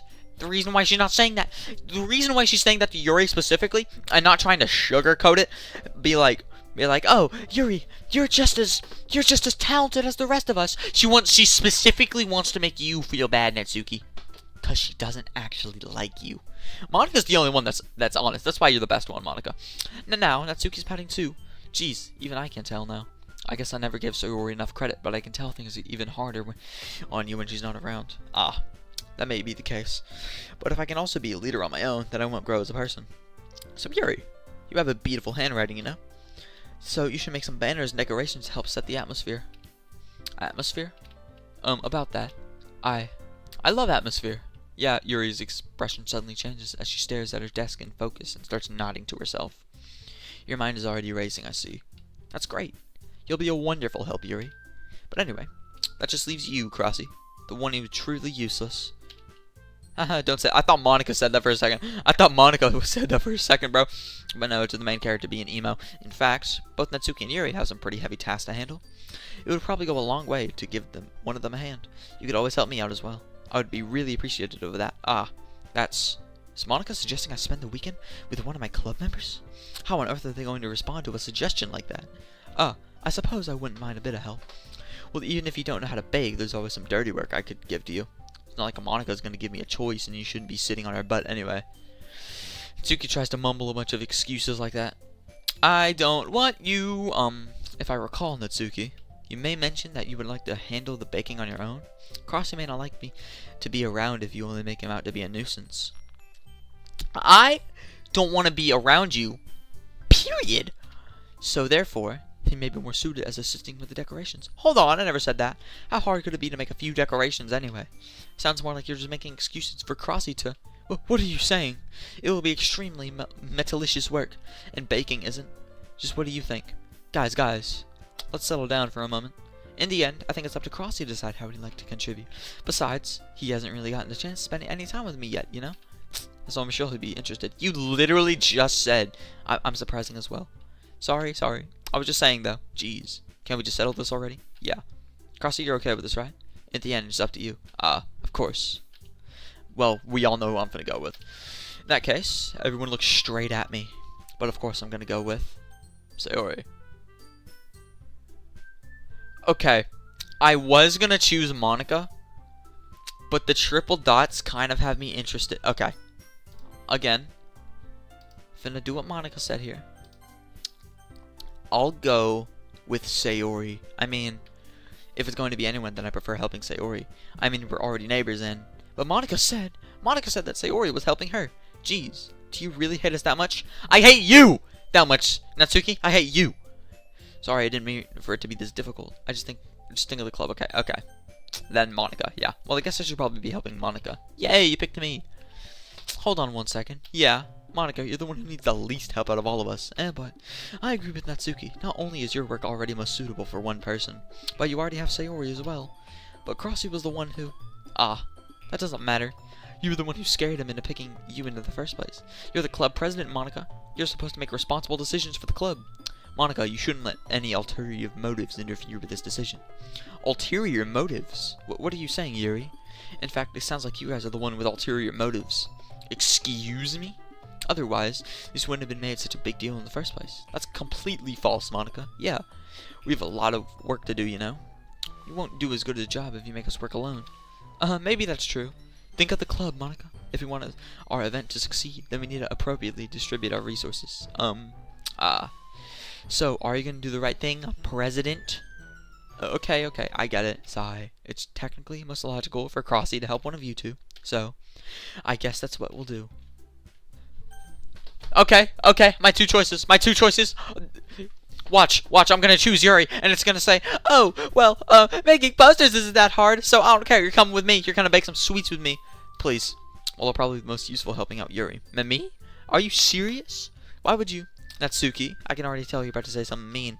No, I was just saying, so you'll be helping Yuri then, Crossy. Yeah, that's what I'm gonna do. I'm glad. I have a bad habit of overthinking these sort of things, so I think your assistance will be very useful. That's great to hear. Natsuki, will you be able to handle the baking yourself? I mean, yeah. I already said it would be fine. Okay. Everyone can tell that Natsuki is feeling a little sour. So, is that everything we need to go over? Yeah, that should be about it. Are you guys excited? Well, excited may not be the right word, but I suppose I'm looking forward to it a little bit. Do you feel the same way, Crossy? Me? I guess you could say I'm interested to see how it'll turn out. That's good enough for me. What about you, Natsuki? Natsuki? What? Why is everyone yelling at me? Because we don't like you. No, that's not what I meant at all. Yuri anxiously glances between everyone in the room. I'm sorry for this. I don't really know why Crossy picked me. Don't! Please, no! No, don't make me choose Natsuki. Please don't make me choose Natsuki. Please don't make me choose Natsuki. Please, no. And also, your cupcakes are the best cupcakes I've ever had. They go really well with my tea. And nothing that I would do for the event will compare to that, so, I get it. I'm kind of surprised, though. Why? Well, I'm the one who's acting immature. I already know that. But you were trying to cheer me up all of a sudden. I know I'm not very good at it. Hello, Chris Redfield. Fancy seeing you here. I'm sorry if I said something bad. Natsuki isn't the only one surprised. Monica and I are the only one taken aback by Yuri's words. When she already has trouble with words, trying to cheer someone up must be far out of her comfort zone. But I begin to understand. Yuri was trying to sound like Sayori. Even if it didn't work perfectly, I can tell that she tried to say something Sayori would like at a time like this. Because Sayori always helps me smile and feel good about themselves. No, I kind of appreciated it. I'm sorry for making a big deal out of nothing, but I'm going to say this. You better bet that my cupcakes are going to be the best part of the whole event. We'll see, I guess. I believe you. I don't. I hope to see everyone do their best. But with that, Natsuki, the only reason why your cupcakes are going to be the quote-unquote best is because you're going to be the only one making them, so there's nobody else to disagree with you. But with that, there's nothing more for today. So I guess it's time for us to head out. Alright, let's get out of here then. Everyone packs up their things. I start to follow Monica and Natsuki out the door as they chat between each other. I turn around. Sorry. I realize that I don't have any way of contacting you this weekend. Oh, you're right. I just can't believe that slipped my mind. Should I give you my phone number? I think that would be the best way, yes. Alright then. Yuri and I exchange phone numbers. Okay. Then I'll be stopping by your house on Sunday. My house? Is that a problem? No, not at all. They couldn't afford to make Yuri's house. I just thought I would be the one going to your house since I'm the one helping you. Oh, I suppose that makes sense. But if you don't mind, I think I would prefer going to your house. Alright. In that case, it won't be a problem. I decided to press Yuri for a reason. It's not like it should matter much either way, so I'll just need to make sure my room is clean. I hope I manage to make myself useful in some way. I'm not nearly as creative as you are. Don't underestimate yourself, Crossy. I think that we'll make a very productive team. Even if you only choose me because you felt bad or something. I chose you because I couldn't choose Monica or Sayori, and I'm not choosing whatever her name was, Natsuki. You don't actually think that, do you? I don't know. It's difficult to come up with any other reason you may have chosen me.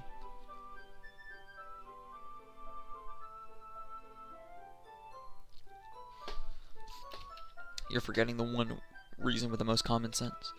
I chose to help you because that's what I want to do. But, Yuri thinks to herself with an extremely tense expression. Yuri, you're overthinking this. You wanted me to point out when you're overthinking, right? Eh? I didn't realize. I'm telling you, I want to. That's all there is to it. Do you believe me? Yuri thinks really hard again. She looks straight into my eyes for a long while. I believe you. As if it... I don't know why words just didn't come out, but as if it took her tremendous effort, Yuri finally says that and relaxes her expression. And I'm really looking forward to Sunday. Yeah, I am too. After that exchange, I make my way out the door, and Yuri follows. I can't believe this. Yuri is going to be coming to my house on Sunday? Even though I would have preferred to do this with Sayori. My anxiety still shoots through the roof. I guess I've gotten pretty used to handling her at this point. But who knows what might end up happening when we're outside of school. She even told me she was looking forward to it. I shake my head. Why do I feel nervous that Sayori finds out about this? It's not like we feel that way about each other. At least you don't yet. Besides, like Monica said, this is about the club. I have nothing to worry about. If I just go with it, then I'll have a good time. Okay. I've been streaming. I've been playing this for a long time. I was gonna wait till I got to a certain point. But alright, but anyway, yeah. So that's gonna be it. Let me save the base save file. Alright, quit. Let's quit. Alright. I didn't think that'd quit the game. I did not expect that to quit the game. Hold on. Yeah, okay. I didn't think that would close out the game. Okay.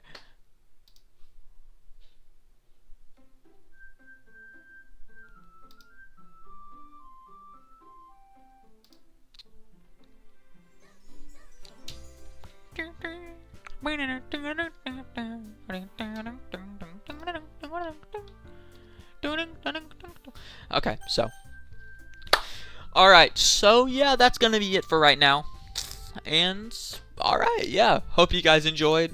I'm gonna be streaming this again soon. I hope this game does pick up, because this is supposed to be, as the description states, a psychological horror game. So, right now it's just mostly dating simulator stuff. But anyway, yeah. Peace out and all that jazz. Bye-bye. Hey, wait, hold on. Before I quit, what'd you say?